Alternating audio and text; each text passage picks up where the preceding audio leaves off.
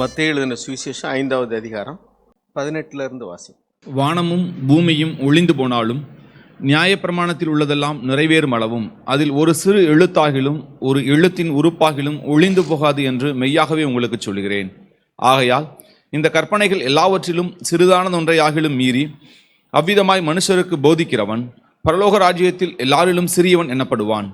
இவைகளை கை கொண்டு போதிக்கிறவனோ பரலோக ராஜ்யத்தில் பெரியவன் எண்ணப்படுவான்.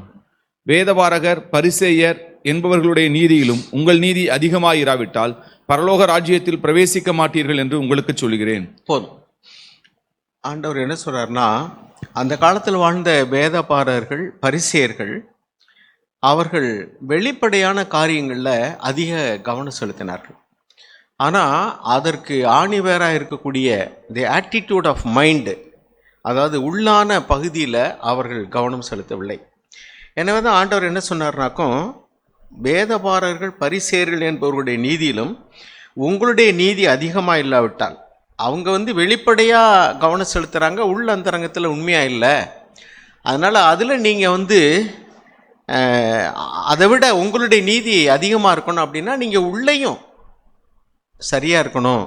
அப்படி இல்லைன்னா நீங்கள் பரலோக ராஜ்யத்தில் பிரவேசிக்க மாட்டீர்கள் என்று சொன்னார். சொல்லிட்டு அநேக காரியங்களை அடுத்தடுத்ததாக பேசுகிறார். இப்போ இன்றைக்கி கிறிஸ்டியானிட்டியில் உள்ள டேஞ்சர் என்னென்னா, அந்த காலத்தில் உள்ளவங்க வெளிப்புறத்தில் சுத்தமாக்கி உள்புறத்தில் அசுத்தமாக இருந்தாங்க. ஆனால் இன்றைக்கி அது இன்னொரு எக்ஸ்ட்ரீமுக்கு போயாச்சு. என்னன்னாக்கும், உள்ள சுத்தமாக இருந்தால் போதும், வெளியில் ஒன்றும் கவலைப்பட வேண்டியதே இல்லை அப்படிங்கிற இன்னொரு எக்ஸ்ட்ரீமுக்கு போயாச்சு. இதில் என்னன்னா, நம்ம ரொம்ப கேர்ஃபுல்லாக இருக்கணும். அதாவது சத்தியத்தை ஒரு பேலன்ஸ்டாக கொண்டு போகணும். இப்போ பாருங்கள், மத்தேயு எழுதின சுவிசேஷத்தில் 23வது அதிகாரத்தில் ஆண்டவருடைய உண்மையான விருப்பம் என்ன அப்படின்னாக்கும், இங்கே எழுதியிருக்கு பாருங்கள். 23வது அதிகாரம் 26வது வசனத்தை வாசிங்க. குருடனான பரிசேயனே, போஜன பான பாத்திரங்களின் வெளிப்புறம் சுத்தமாகும்படி அவைகளின் உட்புறத்தை முதலாவது சுத்தமாக்கு. இந்த வசனத்தை நல்லா நிதானமாக படிங்க. வெளிப்புறம் சுத்தமாக இருக்கணும்னு அவசியம் இல்லைன்னு ஆண்டவர் சொன்னாரா? என்ன சொல்கிறாரு? வாசிங்க மறுபடியும். வெளிப்புறம் போஜனம் ஆகும்படி அவர்களின் உட்புறத்தை சுத்தமாக்கு அப்படின்னு என்ன அர்த்தம்? வெளிப்புறம் சுத்தமாகிறது அவசியம்தாப்பா. ஆனால் வெளிப்புறம் சுத்தமாகிறது, உள்புறம் சுத்தமாக வெளிப்புறம் மட்டும் சுத்தமாகி பிரயோஜனம் இல்லை. அதனால் வெளிப்புறமும் சுத்தமாக இருக்கணும், ஆனால் அதுக்கு முன்னாடி உள்புறம் சுத்தமாகணும். அப்போ நீ எங்கே கை வைக்கணும்னா முதல்ல உள்புறத்தில் சுத்தம் வை. வெளிப்புறம் ஏன் அப்படி இருக்குது? உள்புறம் சரியில்லை, அதனால தான் வெளிப்புறம் அப்படி இருக்குது. அதனால் முதல்ல நீ உள்புறத்தை சுத்தமாக்கு, அப்புறம் வெளிப்புறமும் சுத்தமாகணும். அதுதான் அதுக்கு அர்த்தம். என்ன? வெளிப்புறம் சுத்தமாகும்படிக்கு உள்புறத்தை முதலாவது சுத்தமாக்கு. அப்போ ரெண்டுமே அசுத்தமாக இருக்குன்னா எங்கே முதல்ல கை வைக்கணும்னா உள்புறத்தில் சுத்தமாக்கு. உள்புறம் சுத்தமாகும்போது வெளிப்புறம் தானாக சுத்தமாயிரும். 28வது வசனம். அப்படியே நீங்களும் மனுஷருக்கு நீதிமான்கள் என்று புறம்பே காணப்படுகிறீர்கள், உள்ளத்திலோ மாயத்தினாலும் அக்கிரமத்தினாலும் நிறைந்திருக்கிறீர்கள். பாருங்க, அவங்களுடைய நீதி எப்படி இருந்துச்சுனாக்கும், வெளியில மனிதர்களுடைய பார்வையில் நீதிமான்களாக அவர்கள் காட்டி கொண்டார்கள். விபச்சாரம் பண்ண மாட்டார்கள், கொலை செய்ய மாட்டார்கள், பொய்ச்சாட்சி சொல்ல மாட்டார்கள். அப்போ வெளிப்பிரகாரமாக உள்ள அந்த காரியங்கள்ல எல்லாம் அவங்க அதிக கவனம் செலுத்தி நீதிமான்கள் என்று ஜனங்கள் மத்தியிலே பெயர் பெற்று விட்டார்கள். ஏன்னா மனுஷன் வெளி தோற்றத்தை தான் பார்க்கிறான். பைபிள் அப்படி தான் எழுதியிருக்கு. மனுஷன் முகத்தை பார்க்கிறான், தேவனோ இருதயத்தை பார்க்கிறார். அப்போ அவங்க வாழ்ந்த வாழ்க்கையினுடைய ஒரு எக்ஸ்ட்ரீம் என்னென்னா, வெளிப்புறத்தில் ரொம்ப கவனமாக இருந்தாங்க, ஆனால் உள்புறம் அநீதியாக இருந்தது. அதே மாதிரி தான் தசமாவும் கொடுக்கறது வெளிப்புறமான செயல். ஆனால் உள்ள அவங்களுடைய இருதயத்தில் நீதி கிடையாது, நியாயம் கிடையாது. அது அந்த 23லேயே அதுக்கு முந்தின வசனத்தில் இருக்கு பாருங்க. 23வது வசனம், மத்தேயு 23:23. மாயக்காரராகிய வேதபாரகரே பரிசேயரே, உங்களுக்கு ஐயோ! நீங்கள் ஒர்த்தலாமிலும் வெந்தயத்திலும் சீரகத்திலும் தசமபாகம் செலுத்தி நியாயப்பிரமாணத்தில் கற்பித்திருக்கிற விசேஷத்தவைகளாகிய நீதியையும் இரக்கத்தையும் விசுவாசத்தையும் விட்டுவிட்டீர்கள். இவைகளையும் செய்ய வேண்டும், அவைகளையும் விடாதிருக்க வேண்டுமே. பாருங்க, அந்த இடத்துல எப்படி முடிக்கிறார்னா, நீ உள்ள மட்டும் நீதியாயும் பரிசுத்தமாக இருந்தால் போதும்பான்னு சொல்லலை.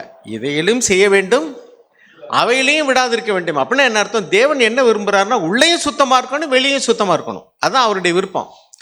அவர்கள் வெளியே சுத்தமாக இருந்தார்கள், உள்ள சுத்தமாக இல்லை. இன்னைக்கு பார்த்தீங்கன்னா உள்ள சுத்தமாக இருந்தால் போதும், வெளியில் சுத்தமாக இருக்க வேண்டியது இல்லை, வெளிப்புறத்தை பற்றி கவலையப்பட வேண்டியதில்லைங்கிற நிலைமைக்கு வந்துட்டாங்க. இன்னைக்கு திருமணங்கள்லாம் பார்த்தீங்கன்னாக்கும் இன்னொரு எக்ஸ்ட்ரீம் போயிட்டாங்க. ஒரு காலத்தில் நாங்கள்லாம் எப்படி இருந்தோம்னாக்கும், நகை போட்டிருந்தா ஞானஸ்தானம் கொடுக்க மாட்டோம். அட்லீஸ்ட் நீ நகையை கலட்டிட்டு ஞானஸ்தானமாவது எடுத்துக்கிட்டாவது நீ போட்டுக்க. ஆனால் ஞானஸ்தானம் எடுக்கும்போது நகை போட்டிருந்தா கொடுக்க மாட்டோம்னு சொன்னோம். பட்டுச்சேலை கட்டியிருந்தா கல்யாணம் பண்ணி வைக்க மாட்டோம். பார்டர் வச்ச சேலை அதெல்லாம் அவ்வளவு ஸ்ட்ரிக்டாக இருந்தோம். ஆனால் அப்படி இருக்கக்கூடாதுங்கிறத ரியலைஸ் பண்ணி நாங்கள் வந்து மனம் திரும்பிட்டோம். எப்படி திரும்பிட்டோம்னாக்கா, நகை போட்டு நம்மளே நகை போட்டு கல்யாணம் பண்ணி வச்சுருக்குறோம். சில இடங்கள்லாம் அந்த மணப்பெண் வீட்டார் அல்லது மணமகன் வீட்டார் விரும்பினாங்கன்னா நகை போடாத பிள்ளைகள் கூட நகை போட்டு கல்யாணம் பண்ணியிருக்கிறாங்க. சரி பரவாயில்ல, இதெல்லாம் நீங்கள் ஒன்றும் பெருசாக எடுக்க வேண்டாம்னு நாமளே அதெல்லாம் விட்டுட்டோம். இன்னொன்று என்னென்னாக்கும், சில இடங்களில் மேடையிலே வச்சு அவங்க வந்து செயின் போட விரும்புகிறாங்க. அப்படின்னா தாலின்னு சொல்கிறது இல்லை, பட் செயின் போட விரும்புகிறாங்கன்னு ஒரு செயினை போடுறாங்கன்னா அதை கிஃப்டாக கொடுக்குறாங்கன்னு அந்த நிலைமைக்கு இறங்கி வந்துட்டோம். இப்போ நிலைமை எப்படி போயிடுச்சுனாக்கும், இன்னும் ஒரு பரிதாபகரமான நிலைமைக்கு போயிடுச்சு. என்னன்னாக்கும், இப்போ பாருங்கள், இந்த நகை அணியக்கூடாதுங்கிறது வேதத்தில் எப்படி எழுதியிருக்கு அப்படின்னாக்கும், அது ரொம்ப பட்டும்படாமல் எழுதியிருக்கு. பேதுரு எழுதின நிருபம் 1 பேதுரு 3வது அதிகாரம் 3வது வசனம் வாசிங்க. மயிரை பின்னி பொன் ஆபரணங்களை அணிந்து உயர்ந்த வஸ்திரங்களை உடுத்திக் கொள்ளுதலாகிய புறம்பான அலங்கரிப்பு உங்களுக்கு அலங்காரமாயிராமல், அடுத்து அழியாத அலங்கரிப்பாயிருக்கிற சாந்தமும் அமைதலும் உள்ள ஆவியாகிய இருதயத்தில் மறைந்திருக்கிற குணமே உங்களுக்கு அலங்காரமாய் இருக்க கடவுது. அதுவே தேவனுடைய பார்வையில் விலையேற பெற்றது. இப்படியே பூர்வத்தில் தேவனிடத்தில் நம்பிக்கையாயிருந்த பரிசுத்த ஸ்திரீகளும் தங்களுடைய புருஷர்களுக்கு கீழ்ப்படிந்து தங்களை அலங்கரித்தார்கள். அடுத்த வசனம். அந்தபடியே சாரால், அதுக்கு ஒரு உதாரணம் சொல்லியிருக்கு. பூர்வத்தில் தேவ பக்தியா இருந்த சகோதரிகள் அப்படின்னு சொல்லிட்டு சாராளையும் ஆபிரகாமையும் அங்கே எழுதியிருக்கு பாருங்க. சாரா வாசிங்க. அந்தபடியே சாரால் ஆபிரகாமை ஆண்டவன் என்று சொல்லி அவனுக்கு கீழ்ப்படிந்திருந்தால், நீங்கள் நன்மை செய்து ஒரு ஆபத்துக்கும் பயப்படாதிருந்தீர்களானால் அவளுக்கு பிள்ளைகளாய் இருப்பீர்கள். போதும் பாருங்க. இந்த 3வது வசனம் என்ன எழுதியிருக்குனாக்க, உங்களுடைய அலங்காரம்ங்கிறது வெளிப்படையா இருக்கக்கூடாது, உள்ள இருக்கணும் அப்படின்னு சொல்றாரு. இப்போ உதாரணமாக சாராலையும் ஆபிரகாம் காமிக்கிறார். இப்போ பாருங்க, நாம் வந்து இப்போ ஜாக் இருக்கார், அவருடைய ஒய்ஃபோ அல்லது இன்றைக்கி நிறைய மூப்பர்களுடைய மனைவிமார்கள் வந்து நகை அணியவில்லை. ஒரு சிலர் போட்டிருக்காங்க, அதை நம்ம பெருசாக எடுக்கிறதில்ல. It is a concession. ஆனால் அதே சமயத்தில் இந்த வேத வசனத்திற்கு விளக்கம் சொல்லக்கூடிய ஜாக் சொல்லுவார், இதை நான் இன்சிஸ்ட் பண்ணி போதிக்கிறது இல்லை. ஏன்னா ஒரு சில இடங்களில் பார்த்தீங்கன்னாக்கா 50,000 ரூபாய்க்கு பாத்ரூம் ஃபிட்டிங்ஸ்லாம் போட்டிருப்பாங்க, ஒரு 5,000 ரூபாய்க்கு ஒரு தோடு போட்டிருக்காங்கன்னா அதை போய் அவங்க நியாயந்திருப்பாங்க. அதனால் நான் அப்படி பேச விரும்பலை. என்னுடைய கன்விக்ஷன், நானும் என்னுடைய மனைவியும் இந்த வேத வசனத்தின்படி நகை அணிகிறத நாங்கள் விரும்பலை. அதனால் எங்களுடைய கருத்துக்களை நாங்கள் மற்றவர்கள் மேலே திணிக்கலை அப்படின்னு சொல்லுவார். ஸோ நாங்களும் அப்படி தான் மனம் திரும்பினோம். இந்த கருத்துக்களை நாங்கள் மற்றவர்கள் மேல் திணிக்க மாட்டோம், அதனால் நாங்கள் மனம் திரும்பினோம். ஆனால் இப்போ இன்னொரு எக்ஸ்ட்ரீம் எப்படி போயிடுச்சு தெரியுமா? சில கல்யாணங்கள்லாம் பார்த்தீங்கன்னாக்கும், they copy the customs and behaviours of the world. இன்னைக்கு இப்படிப்பட்ட சாரால், ஆபிரகாம் அல்லது சிஸ்டர் ஆனியோ அல்லது தேவபக்தி உள்ள சகோதரிகளையும் மாதிரியாக நோக்கிறதுக்கு பதிலாக சினிமாக்காரர்களையும் மாதிரிகளாக நோக்க ஆரம்பித்து விட்டார்கள். They gone to the other extreme.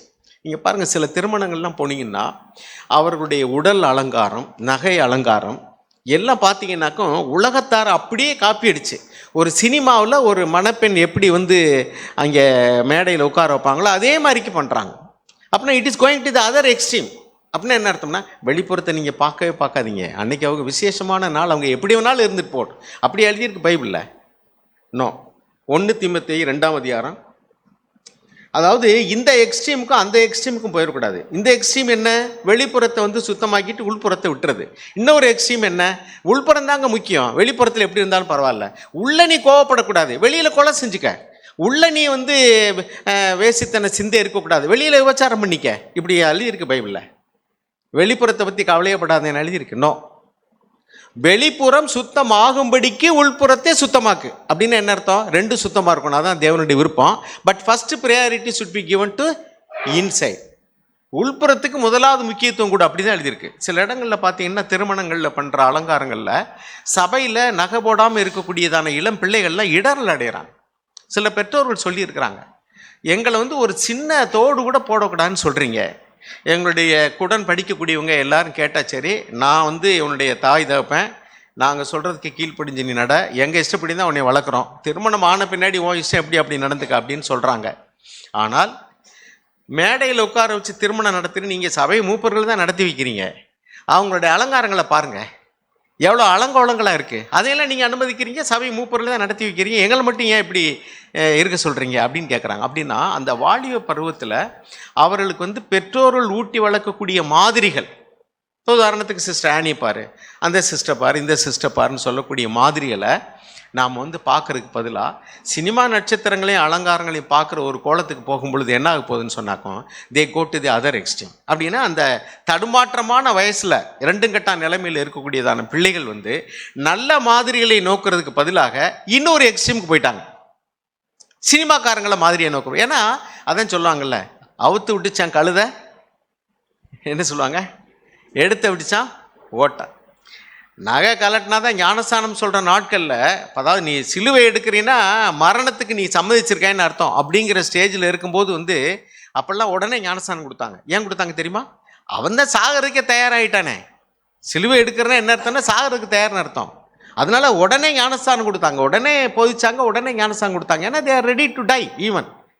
அப்போ வந்து ரொம்ப தள்ளி போட்டு பரிச்சை வைக்கிற மாதிரிக்கே ப்ரொபேஷன் பீரியடெலாம் கிடையாது. அப்போ நீங்கள் வந்து ரொம்ப ஒரு தடவை 2 தடவை 3 தடவை அவங்களுக்கு பேசி அப்புறம் அவங்கள வந்து ரொம்ப நிதானமாக கவனித்து கண்காணித்து இவங்க உண்மையிலே மனம் திரும்பியிருக்காங்களா, அந்த வேலையில் அப்போ கிடையாது, அவசியமே இல்லை. ஏன்னா நீ வந்து இயேசுவுக்கு சீசன்னா சொன்னி உனக்கு மரணம் அப்படிங்கிற ஆபத்து உங்கள் தலைமையில் இருக்குது அப்படிங்கிற எண்ணத்தோடவே அவர்கள் வந்து இயேசுவை ஏற்றுக்கொண்டார்கள். சிறைச்சாலையில் அடைக்கப்பட்டிருந்த பவுலுக்கும் சீலாவுக்கும் சிறைச்சாலை தலைவனாக இருந்தவனுக்கு நல்லா தெரியும் அவங்க எதுக்காக அங்கே சிறையில் அடைக்கப்பட்டிருக்காங்க, இயேசுவை போதித்தது நிமித்தம். அப்போ நான் இயேசுவை ஏற்றுக்கொண்டா எனக்கு இந்த நிலைமை வரும்னு தெரியுமா தெரியாதா? அவன் ஏன் அந்த தீர்மானம் எடுக்கிறான்? ஏன் தலை தப்பிச்சது அவங்கனால தான். இன்றைக்கி அவங்க ஓடி இருந்தாங்கன்னா சிறைச்சாலையில் எல்லாம் கதவு திறந்த உடனே நான் இந்நேரம் சாக வேண்டிய ஆள். ஸோ இப்போ நான் வாழ்கிறேன்னா அவங்க வந்து உண்மையான சீசனாக இருந்து இங்கே இருந்ததுனால என் உயிர் தப்பிச்சிச்சு, இல்லைன்னா என் தலை சிறைச்சதம் பண்ணப்பட்டிருக்கும். அதனால் என்னானாலும் சரி அப்படிங்கிற முடிவில் தான் அவன் இருக்கிறான். அப்போ அவனுக்கு ஞானஸ்தானம் கொடுக்கறதுல என்ன தடை இருக்குது? ஒரு தடையும் கிடையாது. அந்த நிலைமை அன்றைக்கி அப்படி இருந்துச்சு பேக்ரவுண்டு. ஆனால் இன்றைக்கி அப்படி கிடையாது. இன்றைக்கி வந்து ஒருத்தர் சபையில் வந்து ஞானஸ்தானம் எடுக்கிறாங்கன்னா நாம் வந்து ரொம்ப போதிக்க வேண்டியிருக்கு. நீ இயேசு கிறிஸ்துவை ஏற்றுக்கொண்டா உனக்கு இந்த மாதிரி பாடுகள் வரும். நீ திருமணம்னு வரும்போது ஒரு மேலே நீ ரட்சிக்கப்படாதவனை நீ கல்யாணம் பண்ணக்கூடாது. பையனாக இருந்தாலும் பொண்ணாக இருந்தாலும் ரட்சிக்கப்பட்டவங்களை தான் கல்யாணம் பண்ணணும். இதெல்லாம் சொல்லி கொடுத்து அப்புறம் தான் நம்ம ஞானஸ்தானம் கொடுக்க வேண்டியிருக்கு. நீ இயேசு ஏற்றுக்கொள்றதுனால உனக்கு பிரச்சனைகள் வரலாம், உங்கள் வீட்டில் பிரச்சனைகள் வரலாம். ஒரு சகோதரிக்கெலாம் வந்து உனக்கு கல்யாணமே ஆகாமடி போகனாலும் போகலான்னு, பரவாயில்ல எனக்கு கல்யாணம் ஆகட்டாலும் பரவாயில்ல அப்படின்னு சொல்லி தான் எடுக்கிறாங்க. அப்போ நான் என்ன சொல்ல வரேன்னா, இந்த எக்ஸ்ட்ரீமுக்கும் இந்த எக்ஸ்ட்ரீமுக்கும் நம்ம போயிடக்கூடாது. நீங்கள் யாரை மாதிரியாக நோக்கணும்னா பவுல் சொல்வார், நாங்கள் யாரை உங்களுக்கு முன்மாதிரியாக காமிக்கிறோமோ அவங்கள மாதிரியாக நோக்குங்க. ஒரு கணவன் மனைவி அப்படின்னா எப்படி அலங்காரம் பண்ணோம்னா சாராள மாதிரியாக நோக்குங்க. அவள் எப்படி கீழ்ப்படிந்திருந்தால் அவங்க ஒரு எக்ஸாம்பிளே சொல்லி காமிக்கிறாங்க. அதே மாதிரிக்கு பாருங்கள், ரோமர் எழுதின நிருபம் 12ஆம் அதிகாரம். நாம் இப்போ என்ன சொல்ல வர்றேன்னா, இந்த காரியங்கள்லாம் நமக்கு இந்த முனைக்கும் அந்த முனைக்கும் போகாமல் இருக்கிறதுக்கு நாம் வந்து நமக்கு யாரை மாதிரியாக நோக்கணும் அப்படின்னு சொன்னால் தேவ பக்தி உள்ளவங்கள மாதிரியாக நோக்கணும். 1 தீமோத்தேயு 2ஆம் அதிகாரம் 9-10 2 வசனத்தை வாசி. 9-10. ஸ்திரீகளும் மயிரை பிணுதலினாலாவது பொன்னினாலாவது முத்துகளினாலாவது விலையேற பெற்ற வஸ்திரத்தினாலாவது தங்களை அலங்கரியாமல் தகுதியான வஸ்திரத்தினாலும் நாணத்தினாலும் தெளிந்த புத்தியினாலும் தேவ பக்தி உள்ளவர்கள் என்று சொல்லிக் கொள்ளுகிற ஸ்திரீகளுக்கு ஏற்றபடியே. பாருங்க, ஒரு வசனம் இருக்கு பாருங்க, நல்லா கவனிக்கணும். தேவ பக்தியுள்ளவர்கள் என்று சொல்லிக் கொள்ளுகிற ஸ்திரீகளுக்கு ஏற்றபடியே என்ன செய்யணும்? நீங்க நற்கிரியைகளினாலும் தங்களை அலங்கரிக்க வேண்டும். ஓகே, அதுக்கு முன்னாடி 9ஆம் வசனம் என்ன எழுதியிருக்கு? ஸ்திரீகளும் மயிரை பிணுதலினாலாவது பொன்னினாலாவது முத்துகளினாலாவது விலையேற பெற்ற வஸ்திரத்தினாலாவது தங்களை அலங்கரியாமல் தகுதியான வஸ்திரத்தினாலும். அந்த தகுதியான வஸ்திரத்துக்கு இங்கிலீஷ் என்ன எழுதி தெரியுமா? Proper clothing modestly and discreetly. இது வெளிப்புறமா உள்புறமா சொல்லுங்க? ஒரு ட்ரெஸ் வந்து வெளியில மாடஸ்டா இருக்கணும். தேவ பக்தி உள்ளவர்கள் அப்படின்னு சொல்றவங்க எப்படி அணியணுங்கிறதுக்கு ஒரு மாடல். வேசியின் ஆடைன்னு என்ன அர்த்தம்? வேசியின் ஆடைன்னு பைபிள் எழுதியிருக்கு, தெரியுமில்ல? நீதிமொழியில் எழுதியிருக்கு, வேசியின் ஆடை ஆபரணங்கள் தரித்த ஒரு பெண் அப்படின்னு. வேசியின் ஆடைன்னு என்ன? இப்போ இந்த மாடஸ்ட்லி டிஸ்கிரீட்லிங்கிற வார்த்தைக்கு நான் சொல்கிறேன் கேளுங்க. உடை அணியும் போது நம்ம எல்லாருமே என்ன நோக்கத்தில் அணிகிறோம்? ஒரு சிலர் தேவைக்காக அணிகிறோம். ஓகே, தேவைக்காக. எனக்கு வந்து இப்போ குளிர்ந்த இடத்துக்கு போனால் நான் ஃபுல் கம்ஸ் போட்டுக்கிறேன், அல்லது ஸ்வெட்டர் போட்டுக்கிறோம், அங்கே ஒரு தேவை இருக்குது. குளிரிலிருந்து என் உடம்பை பாதுகாத்து கொள்வதற்காக நான் அது மாதிரியான உடைகளை நான் தேர்ந்தெடுக்கிறேன். இரவில் நம்ம வீட்டில் தூங்குகிறோம், கொஞ்சம் லூஸாக இருக்கக்கூடிய பேண்ட், நைட் பேண்ட்டுப்பாங்க, அல்லது கைலி அந்த மாதிரிக்கே உடுத்திக்கிறோம். ஒரு சிலர் என்ன செய்கிறாங்கன்னாக்கும், கைலி இல்லைனாக்கும் ஒரு வேளை நம்ம தூங்கும்போது விலகிறோம். அதனால் இப்போ அந்த முக்கால் ட்ரௌசர்லாம் போட்டுக்கிறாங்க. இதெல்லாம் தேவையின் அடிப்படையிலையும் வசதியின் அடிப்படையிலையும், வசதினா நமக்கு கம்ஃபர்ட்டாக இருக்கிறதுக்காக அந்த மாதிரி அடிப்படையில் ட்ரெஸ்ஸை சூஸ் பண்ணுறோம். ஒரு சிலர் பார்த்திங்கன்னா இப்போ திருமணம் மாதிரி விசேஷங்கள் வரும் பொழுது நம்ம மற்றவர்கள் வசதியானவர்கள் அப்படின்னு நம்மளை ஒரு நாகரிகமானவர்கள் அப்படின்னு பார்க்கணும் அப்படிங்கிறதுக்காக பெருமைக்காக ஆடம்பரமாக உடுத்துகிறார்கள். ஆடம்பரமாக நிறைய நகை அள்ளி போட்டுக்கிறாங்க. நம்ம நகை போட வேண்டாம்னு நம்ம இப்போ டீச் பண்ணுறதில்ல. ஒரு காலத்தில் டீச் பண்ணோம். அதுதான் சொன்னேன், நகை போட்டால் ஞானஸ்தானம் கொடுக்க மாட்டோம்னு சொல்லிட்டு. ஆனால் இப்போ அப்படி டீச் பண்ணுறதில்ல. இப்போ கொஞ்சம் கன்செஷன் கொடுத்துட்டோம். இந்த கன்செஷன் கொடுத்தோன்னே எங்கே போயிடுச்சு தெரியுமா? நான் சொன்னது மாதிரி அவுத்து விட்டுச்சான் கழுதை, எடுத்து விட்டுச்சான் ஓட்டம்னு ஓட ஆரம்பிச்சிருச்சு. அந்த கழுதை ஏன் கட்டி போட்டிருக்கோம்? வெளியில் ஓடிடக்கூடாது, இந்த இடத்துல மேயணுங்கிறது தான் கட்டி போட்டிருக்கோம். அவுத்து விட்டோன்னே அது காடு கரையெல்லாம் ஓடிச்சுன்னா பிரிய என்ன செய்யணப்பா? திருப்பி பிடிச்சி கட்ட வேண்டியதுதான், வேறு வழி கிடையாது. ஆமாம், திருப்பி பிடிச்சி கட்டி தானே போடணும். அப்புறம் எப்படி அது வாரில் அடுத்த வீட்டு தோட்டத்தில் போய் மேய்ஞ்சிக்கிட்டு இருந்துச்சுன்னா அப்படி தான்.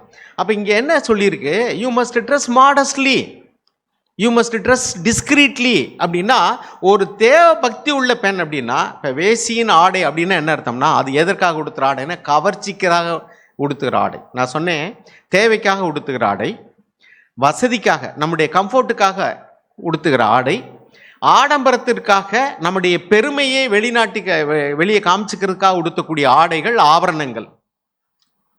அதே மாதிரிக்க மற்றவர்களை கவர்ந்து இழுக்கிறதுக்காக, அதுதான் வேசியின் ஆடை. தமிழில் ஒரு பாட்டு இருக்கு, இளமையும் அழகும் காட்டி பொருள் வெகி ஆடலிலும் பாடலிலும் வல்லாராகி ஒருவர் மாட்டு தங்கார் பரத்தையர். பரத்தையர்னா வேசியன் அர்த்தம். அவருடைய குணாதிசயம் என்னன்னா, ஆடை இளமையை காட்டுவாங்க. அதாவது கவர்ச்சியாக அங்கங்கே தங்களுடைய அங்க அவயவங்களை வெளியே காட்டுறது, அழகை காட்டுவார்கள். அதன் மூலமாக மற்றவர்களை கவர்ந்து இழுப்பார்கள். இப்படி கவர்ந்து இழுத்து அவர்கள் பொருள் வெகி அப்படின்னா அவர்களுடைய பொருளை கவர்ந்து கொண்டு ஒருவரிடத்துல நிரந்தரமாக தங்க மாட்டார்கள். ஒரு இடத்துல தங்கினா கணவன் மனைவின்னு வந்துடும். அவர்கள் எங்கெங்கெல்லாம் பணம் கிடைக்குதோ, எங்கெல்லாம் சுகம் கிடைக்குதோ போயிட்டே இருப்பாங்க. ஸோ இவங்களுக்கு பேர் தான் வேசி. அப்போ உடை உடுத்தும் போது எந்த ஒரு பெண்ணோ அல்லது ஆணோ தன் உடையின் மூலமாக எதிர்பாலியரை ஈர்க்க வேண்டும் என்ற எண்ணத்தில், கவர வேண்டும் என்ற எண்ணத்தில் உடை அணிந்தால் உள்ளே உள்ள அங்க அவயவங்கள் வெளியே தெரிகிறது மாதிரியோ அல்லது டைட்ஸாக கவர்ச்சிகரமாக பார்த்த உடனே எதிர்பாலியர்களை ஈர்க்கும்படி அவர்களுடைய கண்களில் படும்படிக்கு தங்களுடைய அங்க அவயவங்களை அவர்கள் கவர்ச்சியாக காண்கிறார்கள் என்று சொன்னால் அந்த உடைக்கு பேர் தான் வேசியின் உடை. ஸோ நான் இப்போ சொல்லிட்டேன், தேவைக்காக உடுத்துறது, வசதிக்காக உடுத்துறது, ஆடம்பரமாக தங்கள் பெருமைகளை காட்டிக்கொள்வதற்காக, வசதிகளை காட்டிக்கொள்வதற்காக உடுத்துவது, அதற்கு பின்னாடி எல்லாத்துக்கும் மேலாக மற்றவர்களை கவர்ந்து இழுப்பதற்காக உடுத்தக்கூடியது. இதில் இந்த கண்ணியமாக தேவ பக்தி உள்ளவர்கள் உடுத்தக்கூட உடை எதவா இருக்கும்? நீங்களே சொல்லுங்கள். கடைசியாக சொன்னது நிச்சயமாக இருக்க முடியாது. இந்த மூணாவதாக சொன்னது திருமணமாகும் போது சில அவங்களுக்கு கன்செஷன் கொடுக்குறோம். ஏன்னா இங்கே என்ன எழுதியிருக்கு? வெளியேறப்பட்ட வஸ்திரம் உடுத்துறது அப்படின்னு எழுதியிருக்கு. வெளியேறப்பட்ட வஸ்திரம் உடுத்துறது அது உங்கள் அலங்காரமாக இருக்க வேண்டாம். இதுக்கு பொருள் இப்போ சாக்குடைய ஒய்ஃபோ அல்லது மற்ற மூப்பருடைய ஒய்ஃபோ எப்படி இருக்கிறாங்க? அவங்க வெளியேறப்பட்ட வஸ்திரம் உடுத்துறது விரும்புறதில்லை, அவரை நகை அணிகிறது விரும்புறதில்லை. அவங்க அப்படி எடுத்துக்கிட்டாங்க. இன்னொரு சாரார் எப்படி எடுத்துக்கிறாங்க பாருங்கள். இந்த நகை போடுறவங்கள பலராக இருக்காங்க. நான் உடையை பற்றி சொன்னது போலவே நகையை பற்றி சொல்லும்போது நான் கேட்டிருக்கேன், ஒரு சிலருக்கு நீங்கள் ஏன் நகையை போட்டிருக்கீங்க, பைபிளில் எழுதியிருக்கேன், நீங்கள் ஏன் கலட்டக்கூடாதுன்னு கேட்டால் ஒரு சிலர் சொன்ன பதில், ஒருத்தர் இப்படி சொன்னாங்க, பைபிளில் என்ன எழுதியிருக்குனாக்கும் சாந்தமும் அமைதியும் உள்ள ஆவி தான் முக்கியம்னு எழுதியிருக்கு. என்கிட்ட அந்த ஆவி இன்னும் இல்லை. நான் வெளியில் போகும்போது இப்போ பஸ்ஸில் போகிறேன், குழாய் அடிக்கு தண்ணி எடுக்க போகிறேன், நான் சட்டுன்னு கோவப்படுறேன். அப்போ என் கூட இருக்கிறவங்கள்ட்ட நான் நகையை போடாமல் நின்றேன்னா பளிச்சுன்னு நான் ஒரு கிறிஸ்தவ அல்லது ஒரு பெந்தகோசைக்காரி அப்படின்னு தெரிஞ்சிடும். என்னை கிறிஸ்தவன்னு மற்றவங்களுக்கு தெரியும். அங்கே நான் கோவப்பட்டேன்னா தேவனுடைய நாமத்துக்கு தூசணம் வரும். எனவே நான் உள்ளான நிலைமையில் நான் தேறுகிற வரைக்கும் நான் நகை போட்டிருந்தேன்னா மற்றவங்களுக்கு முன்னாடி எல்லாரையும் போல் ஒரு மனுஷியாக இருப்பேன். ஆனால் வெளிப்படையாக நகையை கலட்டிட்டு நான் அந்த இடத்துல கோவப்பட்டேன்னா கண்டிப்பாக மற்றவர்களுக்கு முன்பாக தேவனுடைய நாமத்தை தூசிக்கிறவளாக இருப்பேன். எனவே நான் நகையை போட்டிருக்கிறேன். ஆனால் வந்து உள்ளான இருதயத்தில் நான் சாந்தமும் மனத்தாழ்மையும் உள்ள ஆவி எனக்கு வந்துருச்சுன்னா அதுக்கு பின்னாடி நான் நகையை கட்டிக்கிறவேன்னு சொன்னாங்க. ஓகே. ஒரு சிலர் சொன்னாங்க நான் சின்ன பிள்ளையிலேருந்து நான் போட்டிருக்கிறேன், அதை கலட்டினேன்னா எனக்கு என்னமோ வந்து ஒரு ஆடையை கலட்டிட்டு நிர்வாணமாக இருக்கிறது போன்ற ஒரு மனநிலைமை இருக்குது, அதனால நான் போட்டிருக்கேன் சிம்பிளாக. ஆனால் நான் இதுக்கு மேலே நான் போட்டுக்கிற விரும்பலை இப்படி சொல்கிறாங்க. இதெல்லாம் வந்து உள்ளான இருதயம் சரியாக தான் இருக்குது. என்னை பொறுத்த வரைக்கும் இவங்களுடைய நிலைமையில் வெளியில் நகை போட்டிருந்தாலும் உள்ளான இருதயம் எப்படி இருக்குது, என்னை பொறுத்த வரைக்கும் சரியாக இருக்குது. அவ்வளோ அவங்க நகை போட்டு. அதே மாதிரி பார்த்தீங்கன்னா சிலர் வந்து நகை போட மாட்டேன்னு சொல்லி பிள்ளையில் இருப்பாங்க. அந்த திருமணம்னு வரும்பொழுது சில தடுமாற்றங்கள் ஏற்படுது. அவங்களுக்கு ஒரு நல்ல உலக பிரகாரமாக ஒரு நல்ல மாப்பிள்ளை அமைகிறாங்க. அவங்க வீட்டில் உள்ள பேரண்ட்ஸு கொஞ்சமாவது சிம்பிளாவது நகை போட சொல்லுங்கள், அப்போ தான் கல்யாணம் பண்ணிக்கிறோம்னு சொல்கிறாங்க. அப்போ அந்த பிள்ளைகளுடைய வாழ்க்கையில் சில தடுமாற்றங்கள் உண்டாது. ஒரு பெண்ணுக்கிட்ட நம்ம சபையிலேயே ஒரு பெண்ணுக்கு வந்து அவங்க முதலே சொல்லிடுச்சு, எனக்கு வந்து நகை போட்டு தான் கல்யாணம் பண்ணணும்னா எனக்கு கல்யாணமே வேண்டாம், அப்படிப்பட்ட மாப்பிள்ளையே என்கிட்ட நீங்கள் காமிக்கவே வேண்டாம், நான் நகை போட மாட்டேன். இப்படி சொன்ன பெண்ணு நம்ம சர்ச்சில் ஒரு பெண்ணுக்கிட்ட நகையே போடலை, மாப்பிள்ளை வீட்டுக்காரங்க வந்தாங்க. வந்து பேசும்போது சொன்னாங்க, எங்கள் வீட்டில் உள்ளவங்களாம் நிறைய பேர் வந்து புற மதஸ்தவர்கள், இன்னும் ரட்சிக்கப்படலை, நாங்கள் தான் ரட்சிக்கப்பட்டிருக்கோம், எங்கள் சொந்தக்காரங்களாம் ரட்சிக்கப்படலை, அதனால் வந்து கொஞ்சம் சிம்பிளாக வந்து கவரிங் நகையாவது நீங்கள் போட்டுக்குங்க, நகைன்னு பேருக்கு அது போதும், அன்றைக்கி கல்யாணத்தன்னைக்கு வர்ற எங்கள் உறவினரெல்லாம் என்ன இப்படி இருக்குன்னு சொல்லுவாங்க, அவங்களுக்கு வித்தியாசமாக இருக்கும் அப்படின்னு சொன்னாங்க. உடனே வந்து அந்த பெண்ணையும் மாப்பிள்ளையும் பேச விட்டோம். பேச விடும்போது அந்த மாப்பிள்ளை கேட்டிருக்காரு, நீங்கள் சிம்பிளாக ஒரு கவரிங் நகையாவது போட்டுக்கிடுங்க, நான் கல்யாணம் பண்ணிக்கிறேன், ஏன்னா எனக்காக இல்லை, எங்களுடைய உறவினர்கள் எல்லாரும் ரட்சிக்கப்படாமல் இருக்கிறாங்க, அவங்களாம் கல்யாணத்துக்கு வரும்போது அது வித்தியாசமாக இருக்குன்னு சொன்னோன்னு அந்த பொண்ணு சொல்லிச்சான், நகை ஓட்டு தான் கல்யாணம்னு நினச்சா இந்த ஜென்மத்தில் எனக்கு கல்யாணம் நடக்காது, நீங்கள் என்ன விரும்புகிறீங்க அப்படின்னு.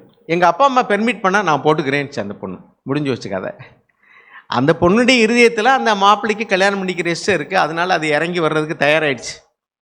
ஆனால் எங்கள் அப்பா அம்மா வந்து என்னுடைய அக்கா என்னுடைய அம்மா அவங்களாம் நகை போடலை, எனக்கு மட்டும் போடுங்கன்னா நிச்சயமாக போட மாட்டாங்க, அதனால் இந்த ஜென்மத்தில் கல்யாணம் நடக்காதுருக்கேன், அதை நாங்கள் பார்த்துக்குறோம், உங்களுக்கு போட்டுக்கிற சொன்னால் நீங்கள் இஷ்டமா, எனக்கு இஷ்டம்ன்றுச்சு. கடைசியில் அவங்க அப்பாட்ட போனால் அவருக்கு தான் கஷ்டமாயிடுச்சு. என்னென்னா அப்படியா சொல்லிச்சு என் பொண்ணு. ஆமாம் அப்படி தான் சொல்லிச்சு, நீங்கள் கவரிங் நகையாவது நாங்கள் வாங்கி கொடுத்து போட சொல்கிறோம், அது போட்டுக்கிற இஷ்டம், உங்களுக்கு என்ன சொல்கிறீங்கன்னு கேட்டோன்னா அவர் சொன்னார், நகை போட எனக்கு வசதி இல்லாமலாம் இல்லை, நாங்கள் அப்படி வளர்ந்து வந்துட்டோம், பெந்தகோஸ்திய பாரம்பரியத்தில் என் மனைவி போடலை, என் பிள்ளைகள் போடலை, சரி இப்போ அது போட்டுக்கிறேன்னு சொன்னால் சரி நான் வாங்கி கொடுக்குறேன், நகை வாங்கி கொடுக்குறேன், எனக்கு ஒன்றும் பிரச்சனை இல்லை, வசதி இல்லாமல் இல்லைன்னு வாங்கி கொடுத்தாரு, நகை ஓட்டே கல்யாணம் பண்ணாங்க. நான் என்ன சொல்கிறேன்னா, பலதரப்பட்ட மக்கள் சபையில் இருக்கிறாங்க. ஒரு நகை ஓட்டுனா எனக்கு கல்யாணமே வேண்டாம்னு சொல்லுது ஒன்று, இன்னொன்று என்ன சொல்லுதுனாக்கா என் நகை போட எனக்கு இஷ்டம் இருக்குது, ஆனால் எங்கள் அப்பா அம்மா வாங்கி கொடுக்க மாட்டாங்க, வாங்கி கொடுத்தா நான் போட்டுக்கிறேங்குது. ஸோ இப்படி பலதரப்பட்ட மக்கள் இருக்கும்போது நான் என்ன கேட்குறேன்னா, whom do you want to copy? உங்களுக்கு ஹீரோவாக யாரை நினைக்கிறீங்க? சாக்கை ஹீரோவாக நினைக்கிறவங்க, சிஸ்டர் ஆனியை ஹீரோவாக நினைக்கிறவங்க, சபையில் உள்ள தேவ பக்தியுள்ள சகோதரிகளே நமக்கு மாதிரியாக நோக்குகிறவர்கள், அவர்கள் வந்து எப்படி இருக்கணும்னா, நான் போட்டிருக்கிறவங்க போடலாம், ஆனால் இன்னும் கொஞ்சம் அள்ளி உலகத்தாரையே போட்டுக்கிறோம்னு சொன்னால் அது வெளியில் உள்ளதா உள்ளதா? ஏன் ஆண்டவர் என்ன சொன்னார்னா, ஒரு சிறிய இச்சையோடு பார்க்கிற எவனும் தன் இருதயத்தில் விபச்சாரம் செய்தாயிற்று, கொலை செய்யாதிருப்பாக என்பது மோசே கொடுத்த கட்டளை. 5:21 வருது, மத்தேயு 5:21. அடுத்தாப்புல கோவப்படாதீன்னு எழுதியிருக்கு, அது நீங்கள் படித்து பாருங்கள். மத்தேயு எழுதின சுவிசேஷம் 5. இப்படியெல்லாம் போதிக்க வேண்டிய அவசியம் இருக்கும் பொழுது நமக்கு கஷ்டமாக தான் இருக்குது. ஏன்னா இன்றைக்கி கிறிஸ்துவம் எங்கே போயிடுச்சுன்னா, ஒரு கன்செஷன் கொடுத்தோம்னா இன்னொரு முனைக்கு போயிடுறாங்க. நகையே போடக்கூடாதுன்னு சொல்கிற நிலைமையில் இருக்கும்போது யார் உண்மையிலேயே நகை போடக்கூடாதுங்கிற இருதயத்தில் சுத்தமாக கழட்டியிருக்காங்கன்னு தெரியல, அல்லது கட்டாயத்துக்காக கழட்டியிருக்காங்கன்னு தெரியல. அந்த சுயாதீனம் கொடுத்த உடனே இன்னொரு ஸ்டேஜுக்கு போய் உன்னை பார்த்து ஒன்று, உனக்கு என்ன நான் மிச்சமா, உனக்கு என்ன நான் வந்து மட்டமாட்டு உலகத்தையே காப்பி அடிச்சிட்டாங்க. ரோமர் 12 நம்ம என்ன வாச்சோம், உலகத்துக்கு ஒத்த வேஷம் தெரியாமல். அங்கே என்ன எழுதியிருக்கு, don't copy the customs and behaviours of the world எழுதியிருக்கா இல்லையா? அதை எடுத்து வாசிக்கல நினைக்கிறேன், அதை வாசிட்டு இங்கே வருவோம். ரோமர் 12 வாசிங்க 2வது வசனம். நீங்கள் இந்த பிரபஞ்சத்திற்கு ஒத்த வேஷம் தெரியாமல், பிரபஞ்சத்திற்கு ஒத்த வேஷம் தெரியாமல் தேவனுடைய நன்மையும் பிரியமும் பரிபூரணமுமான சித்தம் இன்னதென்று பகுத்தறியத்தக்கதாக உங்கள் மனம் புதிதாகிறதினாலே மறுரூபமாகுங்கள். 2வது வசனம் வாசிங்க, இங்க இங்கிலீஷ்ல வாசிங்க 2வது. And do not be conformed to this world, but be transformed by the renewing of your mind. அப்படின்னு என்ன அர்த்தம்? உள்ள உன் மனது மறுரூபமாகி வெளியரங்கம் என்ன இருக்கணும், அதான் இங்கே மத்திய 26, 26, 23, 26 வாட்சம் என்ன சொன்னா, வெளிப்புறம் சுத்தம் ஆகும்படிக்கு முதலாவது உள்புறத்தை சுத்தமாக்கு. இப்போ வெளிப்புறத்தில் போய் கையை வச்சிட்டீங்கன்னா உள்ள என்ன இருக்குன்னு தெரியாது. வெளியில் கொலை செய்யாது இருப்பாயாக, ஓகே, நீ அதில் திருப்தி அடைஞ்சிட்டீங்கன்னா உள்ள கோவப்படுறவனாவே இருப்பா. அதனால முதல்ல கோவத்தை நீ வந்து ஜெயிக்கணும். அப்படி ஜெயிச்சிட்டீங்கன்னா ஆட்டோமேட்டிக்காக நீ கொலை செய்ய மாட்ட. அதே மாதிரிக்கு நீ உள்ள இச்சையோடு பார்க்கக்கூடிய குணாதிசயத்தை நீ வந்து சரி பண்ணிட்டா வெளியில் நீ விபச்சாரம் பண்ண மாட்டா. அதான் ஆண்டவருடைய திட்டம். அப்போ இப்படி சொல்கிறோன்னு வச்சுங்களேன், இப்போ அந்த கன்செஷன் எனக்கு எடுத்துக்கிறோம். என்ன சொல்கிறோம் அப்படின்னாக்கா, நான் வந்து உள்ள சுத்தமாக இருக்கிறேன், நான் வெளியில் நான் கொலை பண்ணிட்டேன், அல்ல வெளியில் நான் விபச்சாரம் பண்ணிட்டேன், ஆனால் நான் இருதயத்தில் சுத்தமாக தான் இருக்கேன், என் இருதயத்தை ஆண்டவர் பார்க்குறாரு இப்படின்னு சொன்னால் என்ன சொல்லுவோம்? ஃபூல், யாரை நீ ஏமாத்துற? நீ விபச்சாரம் பண்ணுவ ஆனால் இருதயத்தில் சுத்தமாக இருக்கிற. விக்கிரகத்தை வந்து வழிபடக்கூடாது அப்படின்னு சொல்லிட்டு பைபிள் எழுதியிருக்கு. ஆனால் ஆண்டவரே பவுல போஸ்ட்னு எழுதுறாரு, விக்கிரமாவது என்னையா? ஒரு மனுஷன் வந்து எனக்கு இது விக்கிரகம் ஒன்றும் கிடையாது, இது நான் சாமின்னு நினைக்கல அப்படின்னு வந்து அதுக்கு படைச்சதை புசிச்சா அது ஒன்றுமே இல்லைங்கிறாரு. ஆனாலும் கூட வெளியில் இருக்கிறவங்க இடர்ல அடையாதபடிக்கு நீ அப்படி செய்யாதேங்கிறார். உனக்கு விசுவாசம் இருக்குது, இன்னொருத்தருக்கு விசுவாசம் இல்லையே.